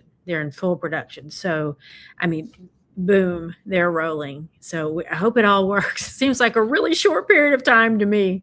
I know. But, such is the new space race. This is, we can't pretend that this is not without its problems and the reasons we're doing this. This is a show of power by the current administration in the United States. This is a space race with China It goes far beyond just the space race. This is a technological race, a Cold War again in so many respects.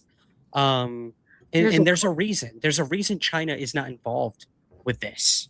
You know what I mean? Yeah, absolutely. So, there's always ulterior motives behind these things. Yeah, there's a great British comedian. You may have heard of him, Eddie Izzard. Of course, yeah. Oh, he's hilarious. I've been lucky enough to see him several times. And he does this whole stick on, do you have a flag?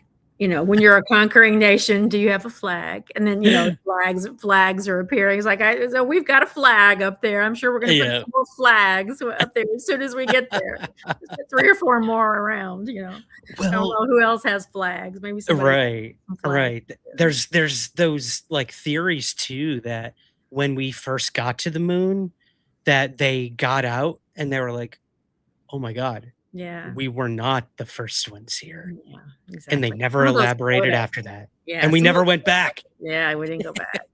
Let me tell you a great personal story about an astronaut.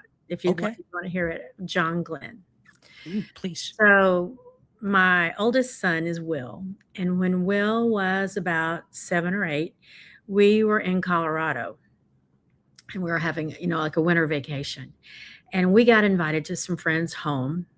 A really nice home, and the rules were no cameras, no talking. So don't tell who you see. So of course the church mice, Bill and I go to this party, and they were going to have childcare, and we were to bring the children to this home, and then they were going to have this babysitter or this little set of sitters take all the children over to a fun little play place, and they were going to play while the adults had this party.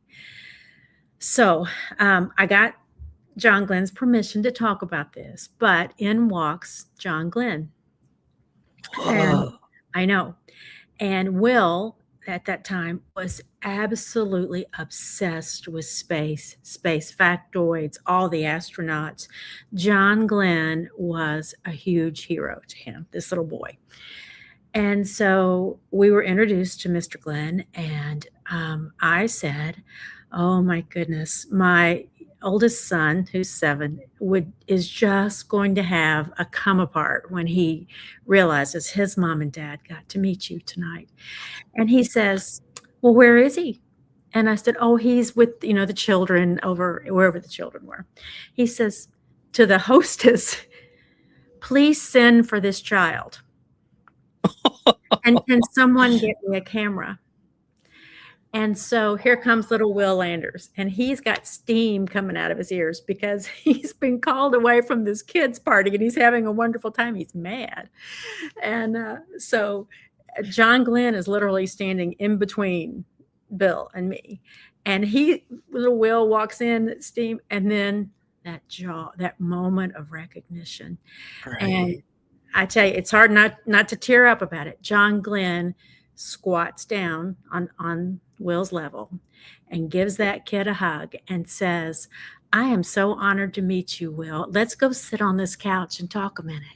Oh my God. And we're gonna take a picture, and you can take this picture with you.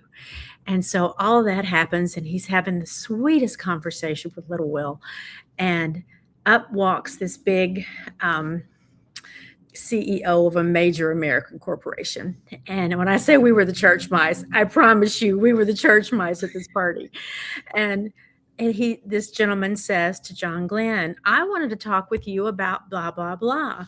And John Glenn gives him the look of death and says, I'll find you when I finish this conversation with this young man, and turned to Will and carried on. And then a few minutes later, excused himself. So I have a wonderful photo of John Glenn and little Will Landers, who's still looking dazed and bewildered that this is happening to him.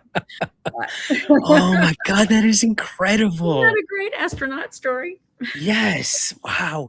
These guys and women are just so they just seem like good people. And you have to Good, hope good they are. They sure seem like it. And I don't want to know if they're not, right? I don't want to know.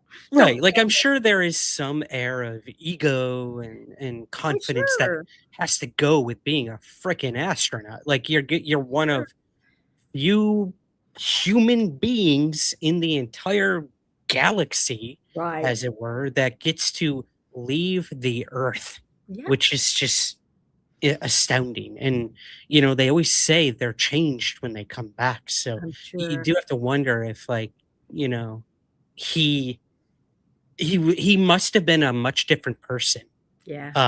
after he came back I and think stuff the like that. enormity of it must hit them. Yeah, Yeah. for sure. Yeah. For sure. Yeah. Cool. Should we go back to the trivia? Yeah, That let's was do such a that. beautiful story. Thank you I'm for so sharing it. glad. And today's a good day to tell that story. All right. Let me go check. I'm gonna check in on the live Okay. Yeah. stream See too what's of the happening. launch, see what we got going If you missed our on. luck, we missed the launch. Yeah, right. I know the astronauts have arrived. They have arrived at the space center, but it's going to be a while before they get like prepped Yeah. and all that stuff. So I will let you guys know. Our insider said if I get any tidbits, I'll send them your way. Wonderful. So So let me sweet of check. him. He said I'll shoot you any details if I hear anything. Okay, cool. Good. So Good. yeah, we've got a mole inside NASA. Got them all. We've always got one somewhere, don't we? Yeah, yeah. Okay. You ready for a question? Okay. Make me look like All a right. fool. All right. What is the name of the 0G indicator, which is a stuffed animal that's going along on the mission? There is a stuffed animal going on the mission? There's always a little something going on these missions. Yeah. Okay. And it's zero gravity? It's a little 0G indicator, a stuffed animal. They call them a 0G indicator. I don't know. Maybe a stuffed animal Okay. shows them what's happening with G's. I don't know.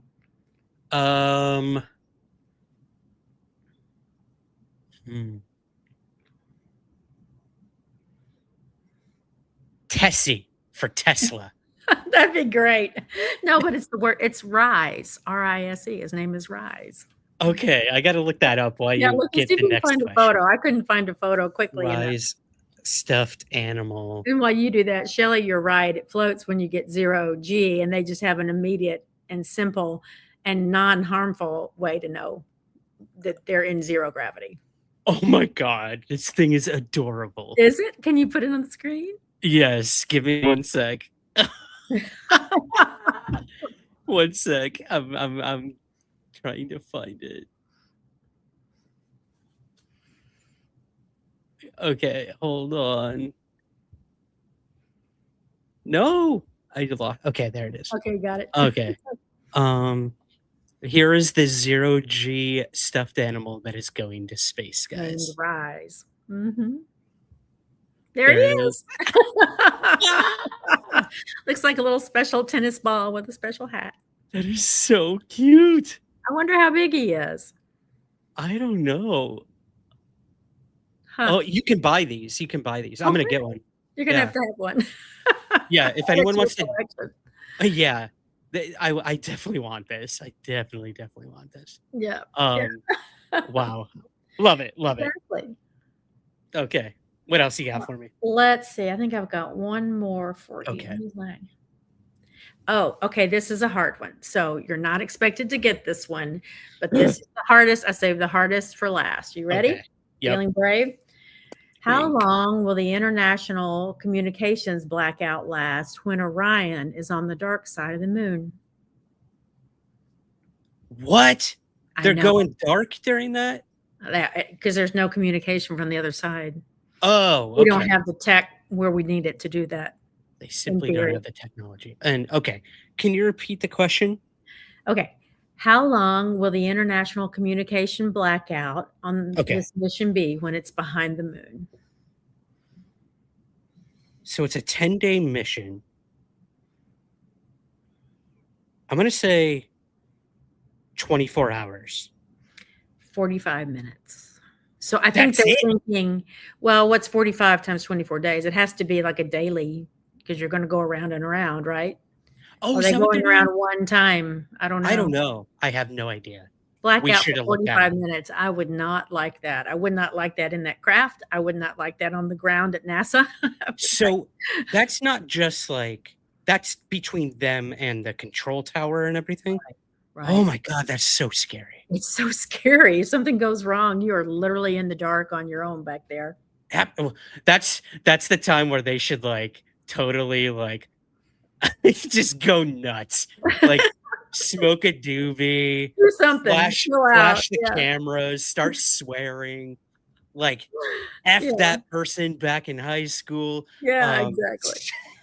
No, that's wow. That Yeah, is Shelley's right. really She kind says of- they are so brave. They are. really are. I'm not brave enough for that. Well, and it was in one of those clips we played at the beginning. Like one of the astronauts was saying, like, we are prepared to not return to Earth. And that You've got to really, make peace that way. I'm not sure I could, but I think they have to. Yeah. that just kind of that hit me. Like the enormity of the possibility. I mean, the possibility is always there, honestly, but yeah, And if anything you could think happen. about the things that have gone wrong that we know about, who even knows what we don't know about? And Exactly. anything can happen. Anything can happen. Wow, great last question there. Well, we were talking off air. I had the opportunity back when NASA did their UAP study. Yeah.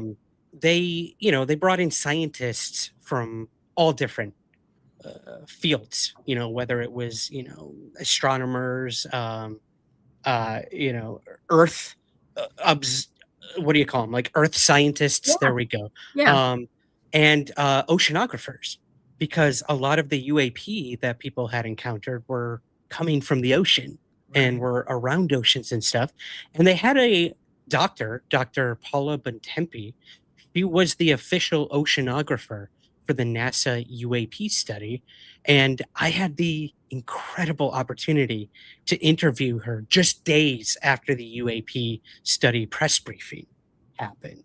And, say what you will about the press briefing, but I was just so blown away by the conversation she had with me, how open she was, and, just the passion and curiosity behind what she does, not just when it came to UAP, but within our oceans, the most mysterious place, not only on our planet, but like we have mapped more of space than we have mapped our own oceans. Haven't we mapped something like 3% of the ocean? Yeah. It's some tiny number. Don't hold me to that exact number, but maybe I'll just Google that while you're. Please do. And her big thing is like, yeah, our oceans have so many mysteries that have yet to show themselves. And that's what keeps me going. And I loved that. I absolutely loved that. So did you find it? I did. So we did a big jump in June of 2025 when we completed 27.3% of the mapping of the ocean floor. Wow. That's huge, but still only a small percentage overall. Right. Wow. Right. Really Oh, interesting. Pat, our friend Pat has joined the chat. There he Hello, is. Pat. Good to see you here, my friend. Very good to see And you. Celine, hi there. Hi, and thanks guys. for being here. Yeah, if you guys are just hopping in, we're Suzanne and I are just hopping in and out as we prepare for the NASA Artemis II launch, which is slated to be within some window of 6:24 p.m. Eastern Standard Time. We'll see. We will see what happens. Fingers crossed. Fingers crossed. But yeah, we're Yeah. kind of just hanging out, talking space, talking UAP, showing some news clips and getting to know these astronauts. So but before we do that, I thought maybe, Suzanne, we would watch a little clip of my interview with Dr. Paula Bontempi from NASA. Should we? Such a good idea. Let's do it. Cool. So I think I have it pulled up here where Okay. I ask her, like, what are the mysteries of the ocean? What do you find most interesting and whatnot? So yeah, I'm kind of just gonna let it play, and I'll just kind of stop it at some point if I feel like it's dragging too much, and and then we'll check in with what's All right. going on over at NASA headquarters for the launch. Excellent. So let me get the clip up here for you guys, and we'll see you. We'll see you soon. We're gonna go take another little break. I'm gonna drink some Tempranillo, and we'll get things going. The party has just started. So here is my interview with Dr. Paula Bontempi, NASA oceanographer. Here we go. The oceans are so mysterious. And I was actually having this conversation with a fellow UFO researcher recently about the oceans and how undiscovered they are. So I guess my question would be, in all of your time, as an oceanographer, as working with earth science, have you ever come across any sort of unexplained phenomena within our oceans, or what are some of the more mysterious things you've encountered in our oceans? Yeah. So the ocean is a big place, right? And one of the most fascinating things to me is when someone says, "Oh, no one has seen, ever gotten video footage of a giant squid, right, live," and then maybe 10 years ago or so, all of a sudden, a group of researchers were diving in a submersible and they appeared a giant squid, which were like these mythical things that wound up in stories, and people were pretty sure they existed, but nobody had ever encountered one, right? And that kind of ties back to the earlier story about, like, is it chance? Is it random? What were the conditions that brought them together? But the bottom line is that there are always new discoveries to be made when we explore our oceans. It is, largely unexplored compared to, mapping the surface of certain heavenly bodies like the moon. Certainly, I don't think we've drilled deep into the moon to explore what's on its interior, but the oceans itself, like exploring down deep, is such a challenge. And I think I think what's happening down there physically, I think the sea floor, there's a lot of discoveries waiting to be made. Plus, I think that, from the moment we're born, we're touching things to see if they're hot or cold or smooth or rough. And it's in our nature to just reach out and want to see what's out there in the world. And I don't think the ocean is any different. So people are really fascinated by this. I'd say the other piece of that is, and I don't know whether this is okay to bring it up, but the world is changing. The climate is changing of our Earth system. Everybody around me knows it. They see it. They knock on my door and say, Paula, I don't see nearly as many honeybees or monarch butterflies or things I used to see in the neighborhood. In the month of June, what do you think is happening? It's awfully warm too. It's never this warm in the state of Rhode Island, and I'm like, well, one data point doesn't point to anything in one particular day, but when you look at something over time, you can see how our Earth is changing. And one of the key parts about the deep ocean is that it's very difficult to get to. So there could be lots of changes happening down there. What's normal, what's regular, what's something anomalous. We don't know enough about our home planet yet to really describe that or understand it. So there are a lot of discoveries waiting to be made here as well as abroad. Absolutely. The Earth seems to be screaming to us that things need to change. So I'm definitely with you on that. And I think you're right. Kind of zooming out and looking at the bigger picture. I live, breathe, sleep UFOs. That's my entire life. But it's conversations like this, speaking to you, where I'm like, okay, we can talk UFOs, but we can also link that to the bigger picture, the bigger questions. What is this Earth? What is this planet that we've, evolved on? And where did we come from? Where are we going? There's so many big, profound questions that I think can come from something like this. The question of, are we alone or not? When we're still asking that same question on our own planet, are we even alone? Have we discovered all there is to discover on our own planet? And I think I would hope and assume you agree that no, we have not. Yeah, no, we haven't. And that's the really fun part. Like, thinking about if everybody out there just sat down and listed all the places they wanted to travel to, right? what would be on your top 3 list where you're like, I've always wanted to go here? You have to ask yourself why. And when I talk to people, it's almost always like, oh, I would love to see, K2. I would love to see Mount Everest. I would love to see the Great Wall of China. Something is always like this unknown discovery, this unknown world that people just want to experience. And there's a lot of that under the ocean. You go to a conference with 3,000 oceanographers and they're talking about these unbelievable nuances that they've discovered in the ocean's chemistry, the ocean's biology, the ocean's ecology. We have things like marine heat waves occurring. What does that do, to what's happening to all of the living parts of the ocean? Sea level rise.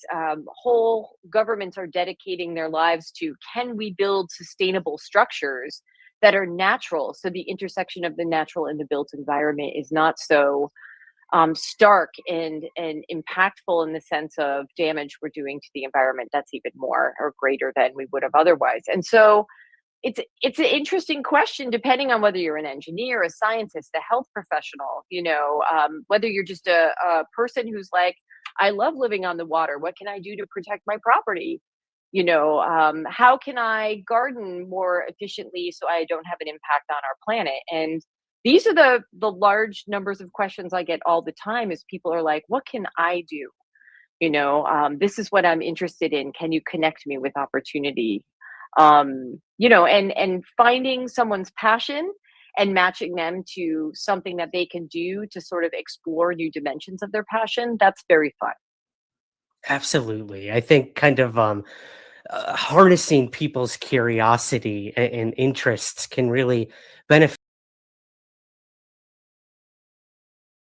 So I guess that's to kind of wrap things up. What can people do, both in terms of when it comes to this UFO panel? You stress that this is for the public.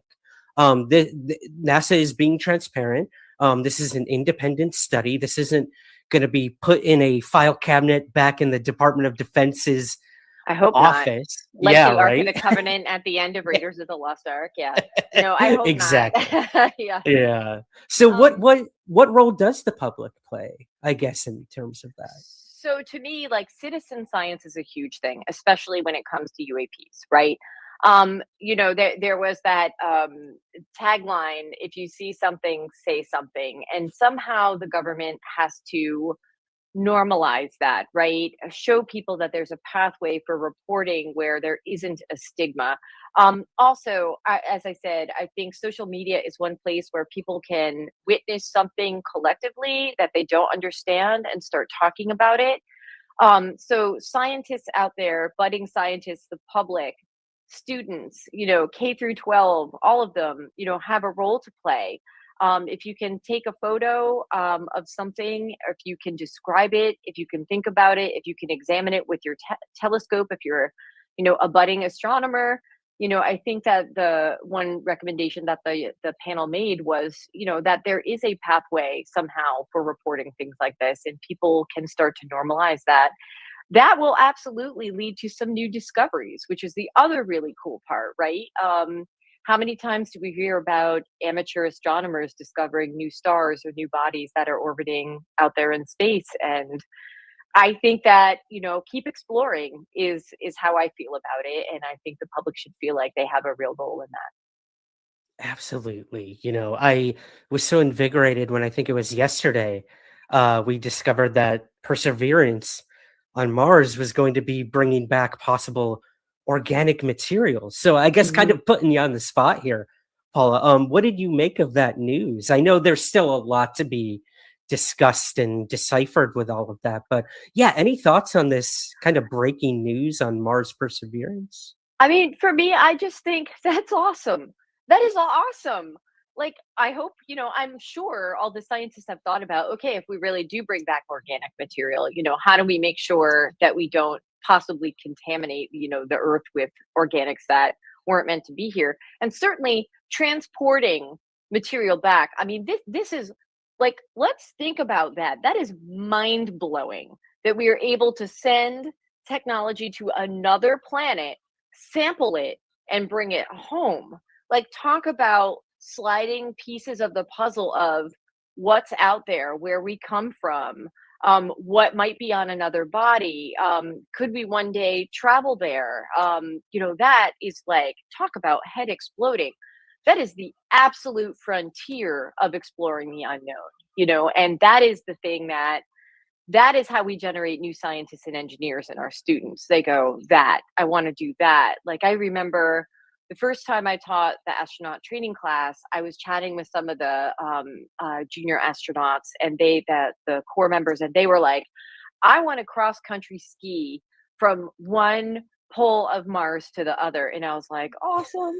I was like, you're nuts. I love it. That's awesome. So that kind of opportunity to sample organics, bring them home, study them, understand Mars, understand our solar system, our planets, our potentially even our Earth. That's amazing.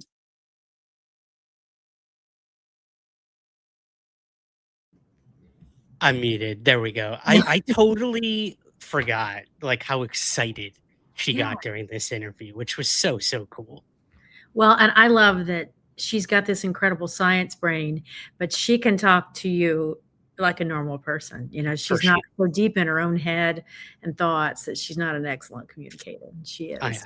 She really was. Yeah, I got to catch up with her, see what's going on for sure. Let me check in with our NASA correspondent, see if he's got anything for us yet. I think we're about 15 or 14 minutes from launch. He literally just said that to me. He said, looking good. He's like 85 to 90%. Okay, cool. Okay. It's 11:11 here in the UK. Make a wish, guys. My wish is that this launch happens on time. For many, many reasons. No, we were talking right before that clip about your incredible story about an astronaut and your son. And we have the picture. Do you mind if I pull it up?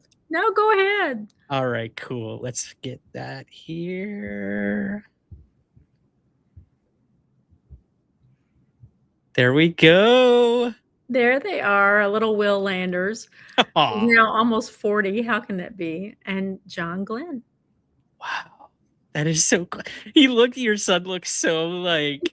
Yeah, he was still not processing. Just starstruck. Yeah, like getting pulled from a birthday party of all things to meet a man who freaking walked on the moon and went to space. Like that. And at that time, his room was covered in pictures of John Glenn and other astronauts and all the little, he would put Lego things together of spaceships and whatnot. So it was a big deal. I love it. I love it. Yeah. Well, hey, I'm going to go check and see how we're doing over on the broadcast. And I'm going to play our clips again. The incredible news coverage that this thing has been getting. We're going to get introduced once again to the astronauts, the 4 astronauts going to space, going to the moon. And we will check in one last time before hopefully we get some news on the launch happening. Sound good? Sounds great. Fingers crossed. Fingers crossed for sure. Let me find those clips again.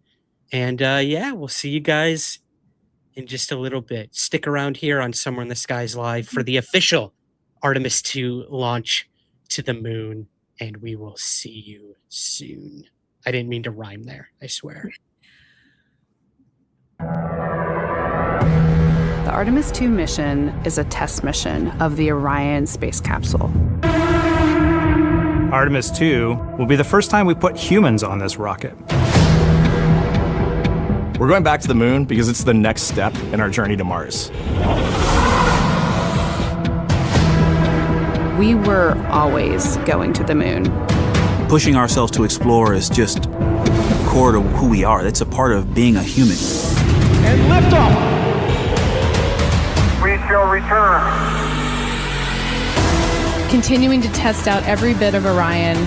Coming back to Earth, 7 miles a second. When humanity sets big goals, we can bring together genius from around the world. You have the best people on planet Earth putting this vehicle together. That's what's up. To innovate for the benefit of humanity and to inspire the world through discovery. And here we go.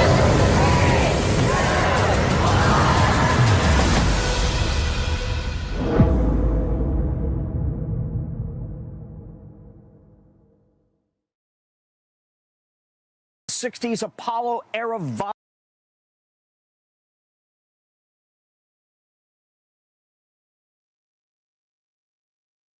Copy that. I have an LCC violation of O-CT-004, S-band transponder anomaly. This was a transient LCC violation, so transponder 1 had a demodulated SNR estimate. Looks like they're in the that went down rocket. to 2 dBm. When it should have been between 10 and 13, it is now back up to 12, but we did lose that for just a moment.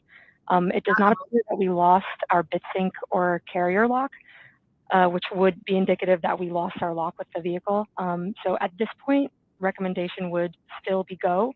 However, we do have a pre-planned contingency plan Ooh, if that's we want to look at that. But again, this is nerve-wracking. transient, back in nominal range. All right, let's see. LPE NTD. An anomaly. Oh Yeah, no. we're not seeing that hit. So I guess the question for They COS stopped was the 1 clock? to 3 samples. Is that below our They persistence? did stop the clock Yeah, they did. at 10 Stand by, minutes. let me look. It did look like it did persist for several seconds on mine, but let me take a look at the number of samples.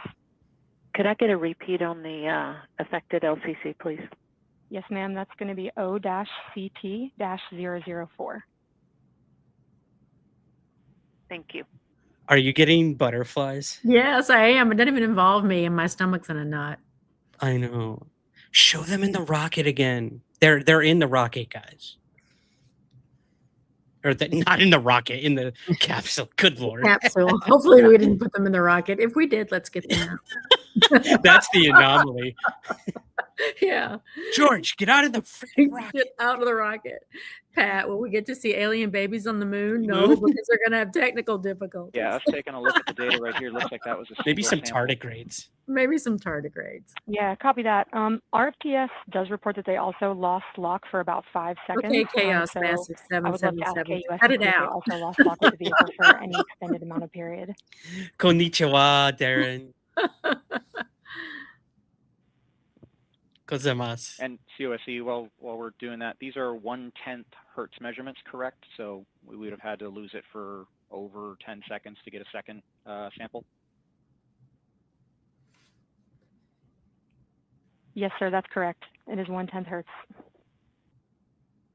Yeah, so from our perspective, the allowance is effectively up to 30 seconds, up to 3 samples based on the 1/10 hertz. This is not an LCC violation, I believe. Yes, sir, I would agree with that at this point. Copy that. We're checking with KUS on 232. I don't think they have 212 access. We're trying to verify, but This makes me so anxious. This is so it sounds like cool. they have a loss of lock as well. I feel like I'm watching a movie. About 2 seconds. Okay. And I guess for both KUS and COSE, do we have lock now? That's affirmed. We do have lock for COSE. I'm going to need more wine. Yeah, so from the integration console perspective, we did have a temporary loss there within the allowable, and per the requirement, let's go. And this is Houston Flight. We have lock and we have good telemetry here in GSC. Woo! I'm glad. And I'm KUS is reported to they have good lock now. I'm locked in. So with all of I can that, tell you OSC, then are we in a go configuration per your LCC? Yes, sir. Recommendation would be go. Start the LPE, clock. you concur with that? Yes, sir. LPE concurs go. And launch director? Yes, sir. Launch director concurs go. All right, and I'm going to go ahead and just verify everybody has everything else complete, launch director, and if we do, we'll be ready to pick up the poll at that time, unless there's something else that you're aware of. No, sir. Let's verify all our work is complete, and I would like one last check of our constraints list. So we got a question about what this mission is. This mission is the initial mission to loop around the moon, to go around the moon in prep for the next mission. Phase 3, I believe, Artemis 3, will be to land on the moon and start a permanent presence or moon base. And then fourth mission is to start branching out towards Mars after that. So I hope that kind of clarifies it for you.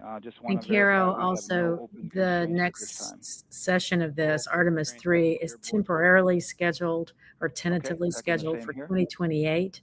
And those boosters that you're seeing on either side of the orbit craft, this is a test run for those things as well. There we go. Perfect. Sir, Thank you. I am go for the poll. All right. And for all personnel, this is the NTD conducting the Artemis II launch readiness check. Oh my God, it's happening. Verify ready to resume count and go for launch. OTC. TC is go.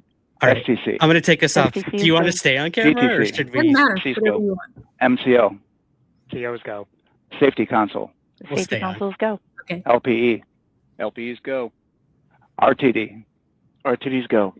Houston flight. Houston flight is go. ROC. Rock is go. And CDR. Crews go. Copy that. Thank you, Reid. And Launch Director NTD, our launch team is ready to proceed at this time. All right, NTD, I copy all. At this time, I'll perform my poll. Attention on the net. This is the launch director performing the final poll for launch. Verify no constraints and go for launch. EGS, Program Chief Engineer. Artemis Chief Engineers are go. Copy, What were thank those you. snacks on the table? EGS, Chief Safety Officer. She's the one in charge. Are go. Copy, thank you. Range Weather. Launch weather is go. Thank you, LWO. And Artemis MMT Chair. MMTs go. Thank you, John. And Integrity Launch Director. Good to hear your voice, Charlie. PLT. Thank you, Charlie. This is Victor. We are going for our families. MS1. This is Christina. We are going for our teammates. MS2. This is Jeremy. We are going for all humanity. All right, Charlie, your Artemis II crew is go for launch. Full send. I copy that. Reid, Victor, Christina, and Jeremy. On this historic mission, you take with you the heart of this Artemis team, the daring spirit of the American people and our partners across the globe, and the hopes and dreams of a new generation. Good luck. Godspeed, Artemis II. Let's go. Great time to send extra caring thoughts right now. And NTD Launch Right Director. now. Yep. Yep. Go ahead, Launch Director. Thinking, Yes, sir. hoping, and praying. You have a go to proceed with countdown.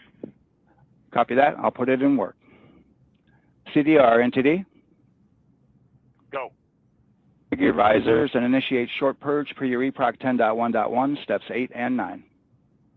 10.1.1, 8, and 9 going to work. Copy. CVSE NTD, start and verify recordings of our Orion cameras. Copy. Okay, well, there you heard it. RSR NTD. RSR. They're getting ready to From start booster terminal ignition, count. SNA arm rotation, enable at this time, please. It's currently at T-minus 10 minutes. Once we wrap up this last bit of work, SNA arm rotation enable complete. we're going to start that clock. Copy that, thank you. Integrity crew, close and lock visors.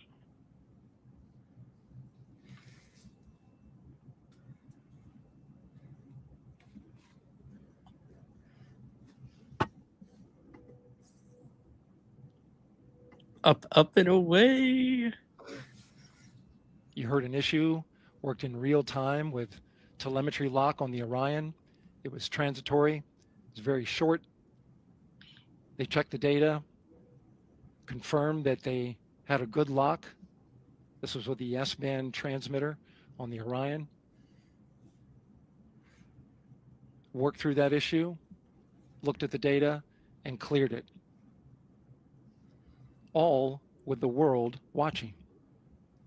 That's for damn sure. It is. This is like a dangerous basketball game. Start the clock. We have a 2-hour window, which starts in just a few minutes at 6:24 p.m. Eastern Time and goes until 8:24 p.m. Eastern Time. Ooh, we might be here a while. NTD will be waiting for verification on the short purge. ECL copies. And for all personnel, once we get that short purge verification, we'll verify that we are clear to go, and then we'll proceed with the terminal count.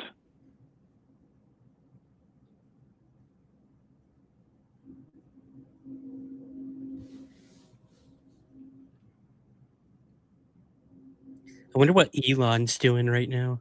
I know. I know. right? SpaceX is involved with this, right? I'm sure. Aren't they the boosters? I believe so. Told me to that, but I think it's around the booster work. Yeah. ECL time estimate? JPL as well. Copy.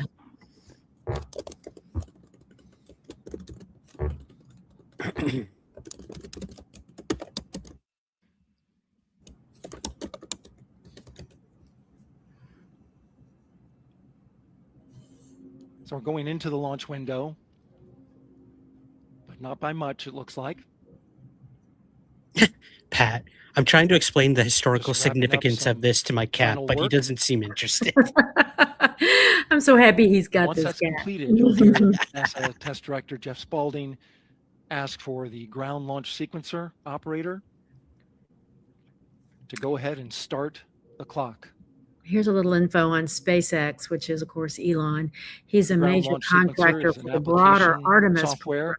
It runs on top of the launch developing control the system. Starship Human Landing System, an HLS, for future missions, particularly Artemis III. Okay.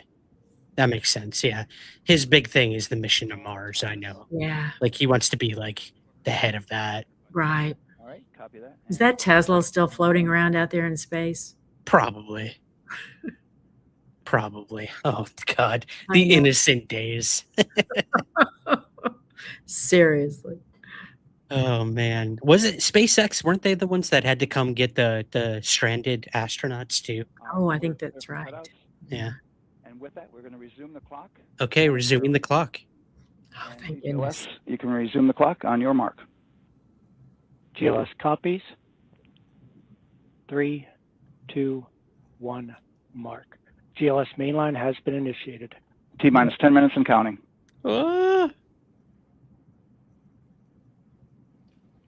And that begins terminal count. Our new T0 is 6:35 p.m. Eastern Time.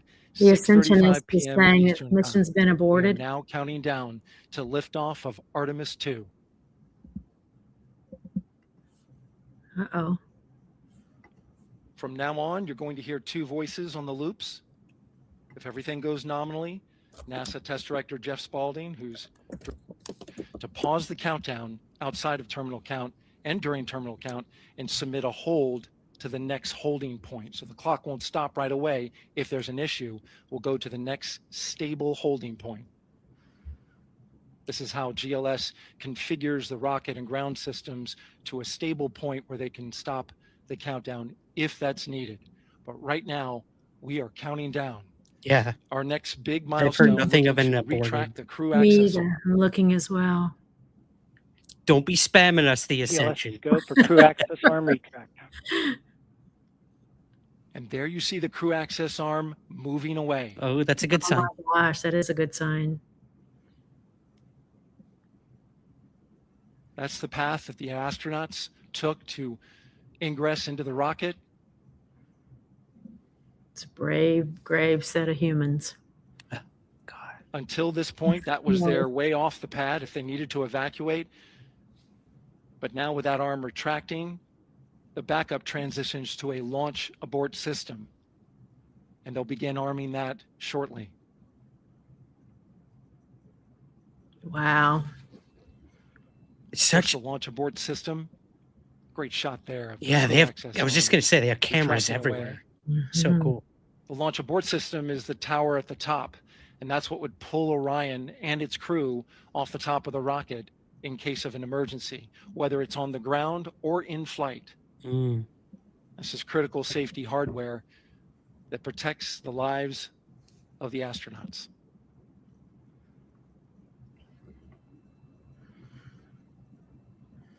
I wonder if there's any other humans in that structure. Starting Not- at T-minus 6 Obviously minutes, not the the rocket. GLS will Like start in the bringing towers. that and other high Yeah, energy systems probably not. online, Probably not. starting with core stage I pressurization. don't know.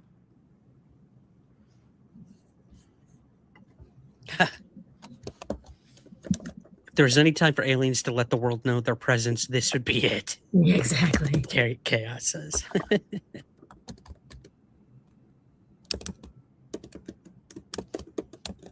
Weather is 90% go. The range is go. Ryan, there All is a systems are go. specialized closeout crew of humans present in the White Room at the top of the launch tower to assist the Artemis. GLS is go for core stage tank Really? pressurization. Okay. That's a dangerous job too. That Thinking means and the replenish praying for valve them. for the liquid hydrogen tank has now Environmentally closed, controlled, and that tank is beginning to 274 feet pressurize to in the flight air. levels because that hydrogen is naturally boiling inside the tank. We'll get the liquid oxygen tank a little later in the count. Now the team is waiting for verification that, if needed, the Artemis II crew could use the launch abort system to pull Orion safely off the top of the rocket in an emergency. Let's listen in for that call. GLS verifies last capability available. And CDR, do you copy? CDR copies, last available. That's great news, and you heard the NTD verify that with the commander of the mission. GLS is go for FTS arm. Now work is being done to arm the flight termination system. This is so the range safety can send a flight termination command if the rocket flies too far off track. There's a brief built-in delay, so the launch abort system has time to pull the astronauts to GLS is safety go for first. LH2 high flow bleed check. All right, the high flow bleed check. That's so the cryo team gets verification that the RS-25 engines, all 4 of them, are in the proper temperature range for launch.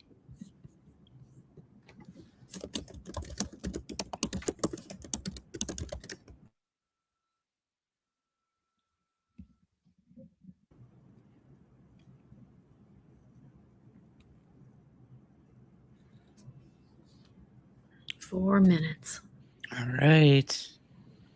I know I keep making sure GLS we're is go as for core stage APU start. live as possible. Core We stage are. APUs start. Those are auxiliary power units, high-speed turbines, which provide pressure to hydraulic pumps that steer the RS-25 engines. We're going to see a gimbal test a little later at T-minus 2 minutes and 30 seconds. This is what allows that to happen. So I was trying to understand what was wrong when they stopped the count. Mhm. It was a battery Coming up in about 20 temperature seconds, issue. we're listening for go for purge Faulty sequence reading. 4. That's a helium purge of the 4 core stage engines downstream of the propellant valve. This gets all the air and moisture out of there. I'm with Pat Gallagher. I admire their courage, he says. Oh, God. I wish they had cameras inside right now. And Cairo, 3 are from the Moving through the United States. 1 milestones. is a Canadian. This is a joint All effort is looking between good. Canada and the United States. Yep. My 2 homes. Coming up They are your just a 2 few homes. seconds, we're going to get Oh. that thrust vector control 2 of actuator 3. test. This is a gimbling of the engines. Could you imagine a Scottish astronaut in there? That'd be hilarious and great fun. There are the 4 RS-25s, 3 of them shuttle heritage, 1 of them built from shuttle parts. And there you see them moving.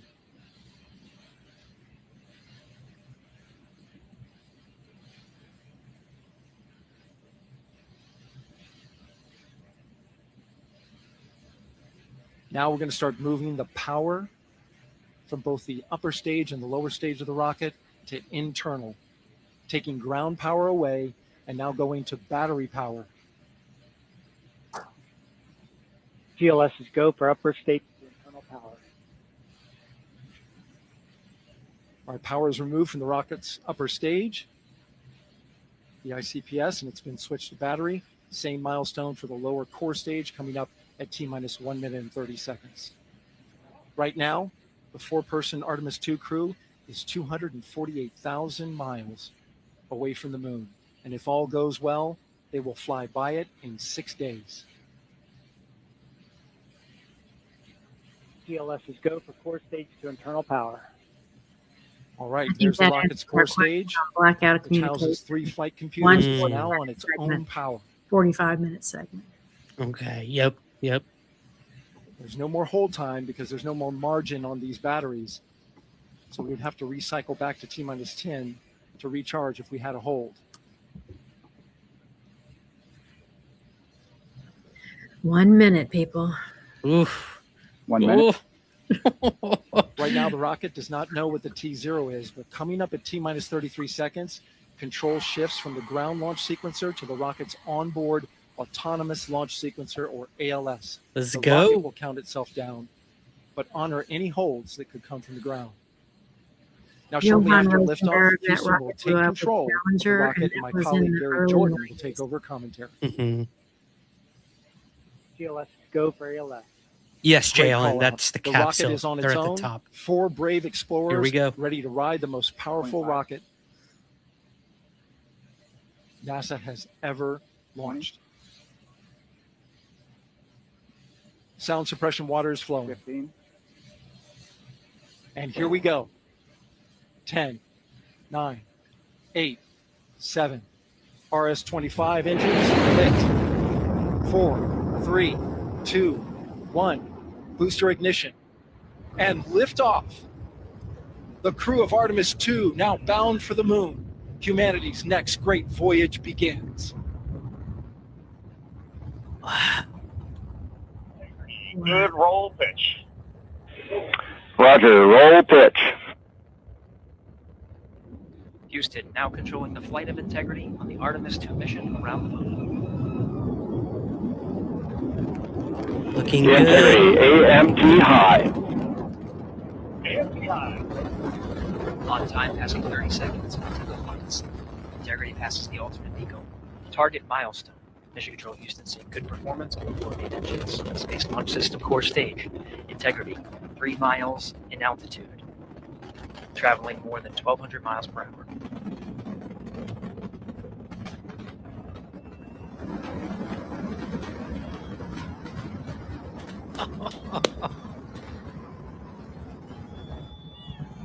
Yes. Oh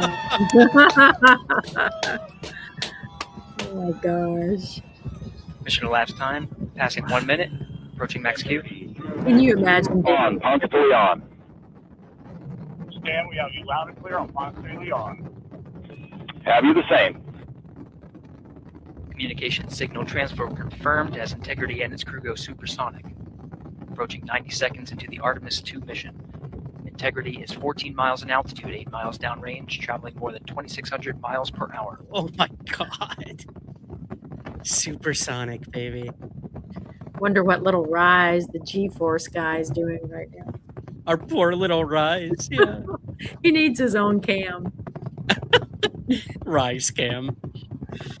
1 minute 50 seconds of mission elapsed time, standing by for main engine throttle down to 85%, ahead of solid rocket booster separation, expected at the 2 minute 9 second mark. So crazy. It looks like it's going down. We see It does. throttle down. Where I always want them to say, what you're seeing is normal. What you're seeing is supposed to happen. You know, those reassuring things. Separation. To me, it's just like, it's on fire. Main engines throttling up, guidance converged. Look at that. So that's the rocket being Yeah. disengaged, right? There they Okay. go. Yeah. Integrity, guidance converged, performance nominal, upper stage RCS ready. Copy all, Stan. Integrity, SM priming complete. SM priming complete. 2 minutes 45 seconds of mission elapsed time into the Artemis II mission. Thrusters on Integrity and upper stage confirmed in a ready state ahead of service module fairing separation.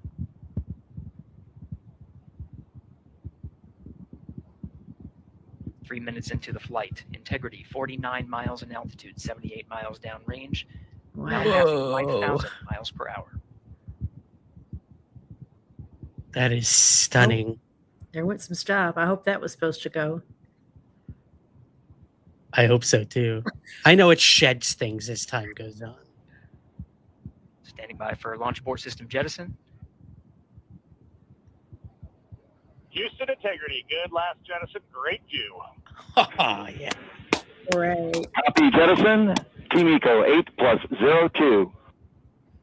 Wow. We see the same on board, Stan. And Houston has you loud and clear on Tigris at the Common line. Good for them. Wow. 3 minutes 50 seconds into the flight of Artemis II, Wiseman, Glover, Cook, and Hansen crossed the boundary to space with good comm checks. GPS signals acquired after last jettison now working on internal checks to verify accuracy. Flight Dynamics Officer analyzed the time of main engine cutoff, confirmed at 8 minutes 2 seconds, time of MECO. I wonder what's going through their minds right now. I know, at that speed, holy moly. Pat, they're going to be in space for 10 days. Yep. They should be at the moon in 6 days, orbit it, and come back.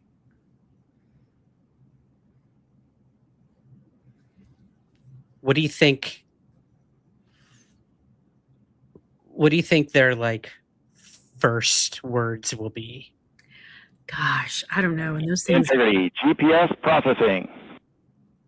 those things matter. I always think of one step for man, one jump for mankind. Rise, we're headed right at it. Yeah, I always wonder if they planned that or if he just made that up on the spot. I don't know. I bet someone knows. He has visuals of his destination. GPS guidance, navigation, and control software finishes internal checks and sends to navigation channels. You know what I would have said? What? Integrity, 3 engine press. Keep your feet on the ground, but never stop searching. Somewhere in the skies. Come on, you got time now passing. I got You it. know what I would have said? Somebody get me off this thing. To carry integrity to a nominal main engine cutoff target. Though at this time we're seeing 4 good engines here in Mission Control Houston. Oh, was that guy 75 crying? miles in I love altitude, it. Maybe. 330 I do think it's miles very downrange, powerful. My approaching oldest brother 10,000 miles has per watched hour. many of these and actually does some work for the government in relationship to NASA. And he says, and he is a very stoic fellow, very quiet, and he says repeatedly that they are quite emotional to watch, that it's really something to watch. So I think Looking good at 6 unless minutes. you're there, it's really hard to understand that, but apparently that's the case. For sure. And like Johan made a good point, like the things we could do with the money being spent on these things, I understand that. I do too. I completely understand that. But it doesn't take away from like this is important too. This is important too. Yeah, I agree. I can't make an argument against that money could be used for other things, but Yeah. there Yeah. needs to be a space program. Exactly. Nominal, shut down.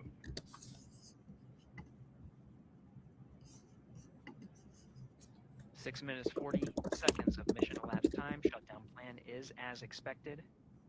Again, the time of MECO was confirmed at 8 minutes 2 seconds into the flight. When did they get to the radiation belt? The Van Allen belt? Is that what Yeah, that's the called? Van Allen. I'm looking at it right now. It's shortly after launching. Oh. Intense radiation belts within the first few hours of the mission as it maneuvers from Earth's orbit towards the moon.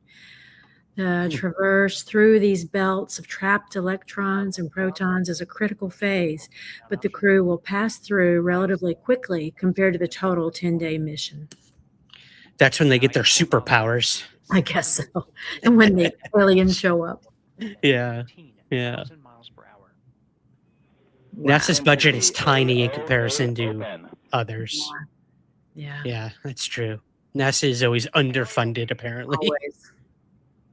That's why SpaceX always swoops in. Right. You're so welcome, Donnie Falls. That's what we're here for. That's what Suzanne's here for. I'm just like, blah, rocket, space, moon, guy, girl, go moon. Well, it's good to have somebody a little more relaxed than I am on these things, I think.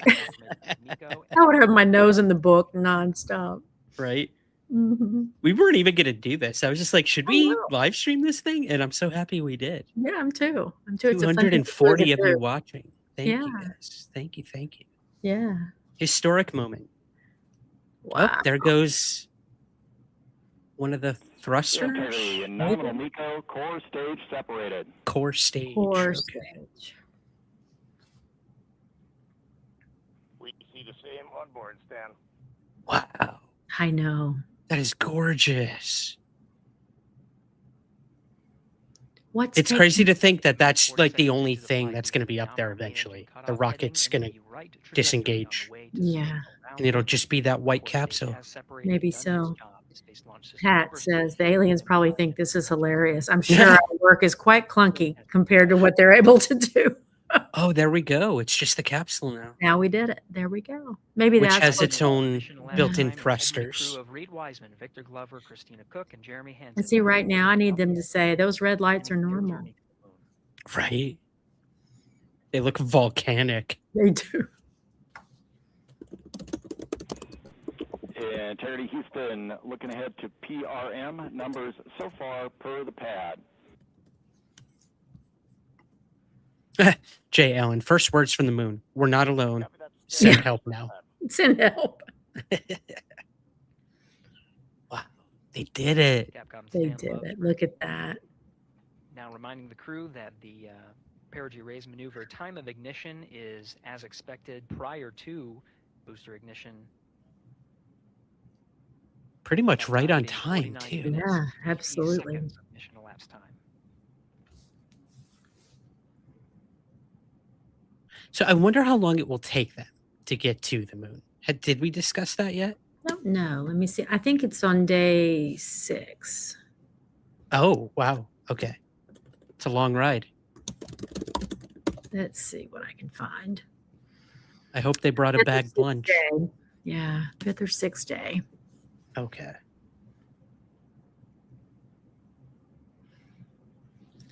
Johan, I think that Mars is a totally different conversation and trajectory complication than the moon is. Yeah.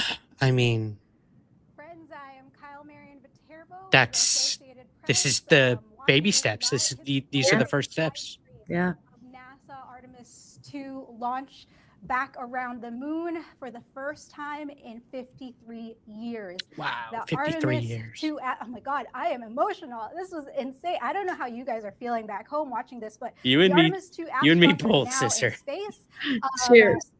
Cheers. Applauses. They have launched on April 1st. There's also, because they've launched today, the astronauts will get a chance to see a solar eclipse from the Orion capsule. Cool. They'll also potentially break the record from Apollo 13 of the farthest distance humans have traveled away from Earth. So everything ran smooth. The sun came out at the right time. It's been incredible watching this historic moment. Just to let you know, the past few minutes, the SLS delivered more than 8.8 million pounds of thrust and put Orion and its crew into space on the rocket's first flight with people aboard. Now, the mission is just getting started. Over the next several hours, NASA will keep raising Orion's orbit and checking systems before the trip around the moon. This is NASA's return to astronaut flights around the moon in more than 50 years. Chills, guys, chills. We are closing up shop here at AP headquarters, but our live stream will continue. And for ongoing coverage of the full 10-day Artemis II mission from Earth orbit through the lunar flyby and splashdown in the Pacific, head over to apnews.com. We'll be tracking the big milestones all along the way. And of course, you could tune in to NASA's live stream. They're going to be streaming the entire trip. All 10 days, so you can keep watching. It's like watching Big Brother or something. That's right. We should have set up a watch list, where everybody can take an hour of time, see what we see before things get cut and disappear. They're going to do those confessionals where like one astronaut's like, oh, he's pissing me off. He keeps farting. He keeps farting all the time. Wherever you are. Let's hope not, because that could be disastrous. All right. Well, good for them. They did it, guys. Artemis II has successfully launched on its way to the moon. It will be a 10-day mission, the first in a long line of missions to eventually get us to build a permanent moon base and then go to Mars from there. Bill Landers is in the chat and says it'll take months to get to Mars using current technology. So that answers that question. But a historic moment today, guys. April 1st, 2026. I'm so happy we did this. I'm so happy so many of you came and watched this with us live. A lot of fun to do it together. Yeah. It is. And there are a lot of people out there who might think that this is so trivial compared to what's going on our planet right now. And all I can say is we need dreamers in the Yes. world. We need optimism right now, and we need people who are willing to risk their lives to better humanity in the long run and explore the cosmos. And And it's I not a net salute sum these game. people. Yeah, it's not a Yeah. net sum game. We don't have to. It can be everything. We can do it all. We can do it all. Exactly. We can have all the things. Oh, Cool. yeah. I guess that's it for anyone who wants to continue So, watching. Go over to NASA's YouTube channel. They'll be yeah, streaming everything from now until the end of this mission when they for touch back 10 down to days, Earth. Yeah, maybe we'll 400,000 kilometers. 400,000. There's trivia for you right there, guys. True trivia. Maybe we'll live stream when they get back too. We'll Maybe see. so. That'd be fun. Make sure they get back safely. Yep. See what superpowers they got through the radiation belt. Yeah. See Yeah. what aliens they bring back, and see how much taller they got. That's a thing, right? They get taller. It is a thing. Yeah, it is a Yeah, thing. that's And what I hear about thought. muscle mass and bone density. Mm-hmm. Awesome, Yeah. Suzanne. Well, before we go, I'm so happy it was on time. I thought we were gonna be I here for like know. We could another be here for 4 days. hours, right? But before we go, you got anything going on? You're not Micah Hanks. Why is that on I'm the not Micah. It's all right. There we go. We're all for him when he's on, though. Yes, he'll be on the show very soon. Yeah. Hence why I have a placard ready for him. But Yeah. yeah, what's going on in your world besides this historic moment for space Just, exploration? living the dream, walking on sunshine over here. And don't it feel good? I love it. I love it. Yeah, yeah. Keeping Well, it hey, together. well, I've got everyone here. Check out our latest episode of the Somewhere in the Skies podcast, where we interviewed Luigi Ventitelli, the director of the new documentary S4, the Bob Lazar story, which will be releasing April 3rd. 2 more days. So excited for it. It's gonna be good. It's gonna be good. No matter what you think of Bob Lazar, the film itself is gonna knock your socks off for sure. So Yeah. shout out to Luigi, shout out to Bob Lazar. I know he watches all our streams, of course. Of course he does. So yeah. Shout out to our correspondent over at NASA right Yeah. now. I'm sure they're super busy at the moment. So That so was there's nice that. to have that. Yeah. But there you go, guys. The Yeah. 2026 April 1st launch of Artemis II to the moon. We'll keep you posted on our social media about what's going on with that. And yeah. Like, subscribe, do all those YouTube things here for us. We would really appreciate that. Rate and review the podcast on Apple and Spotify. And yeah, I think that's about it. Should we get out of here? I think we should. Everyone have a wonderful night. Guys, thank you for joining us. Have a great night. And remember, as always, keep your feet on the ground, but never, ever stop going somewhere in the skies. Take care, and good luck to the crew of Artemis II.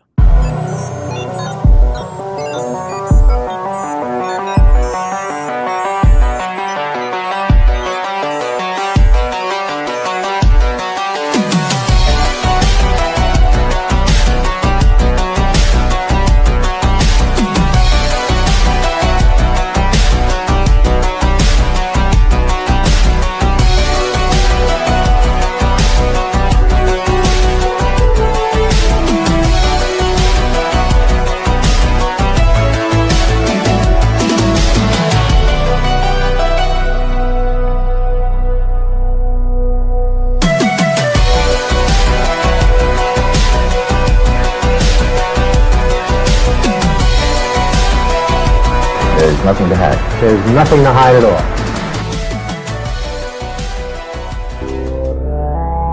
Spectavision Radio.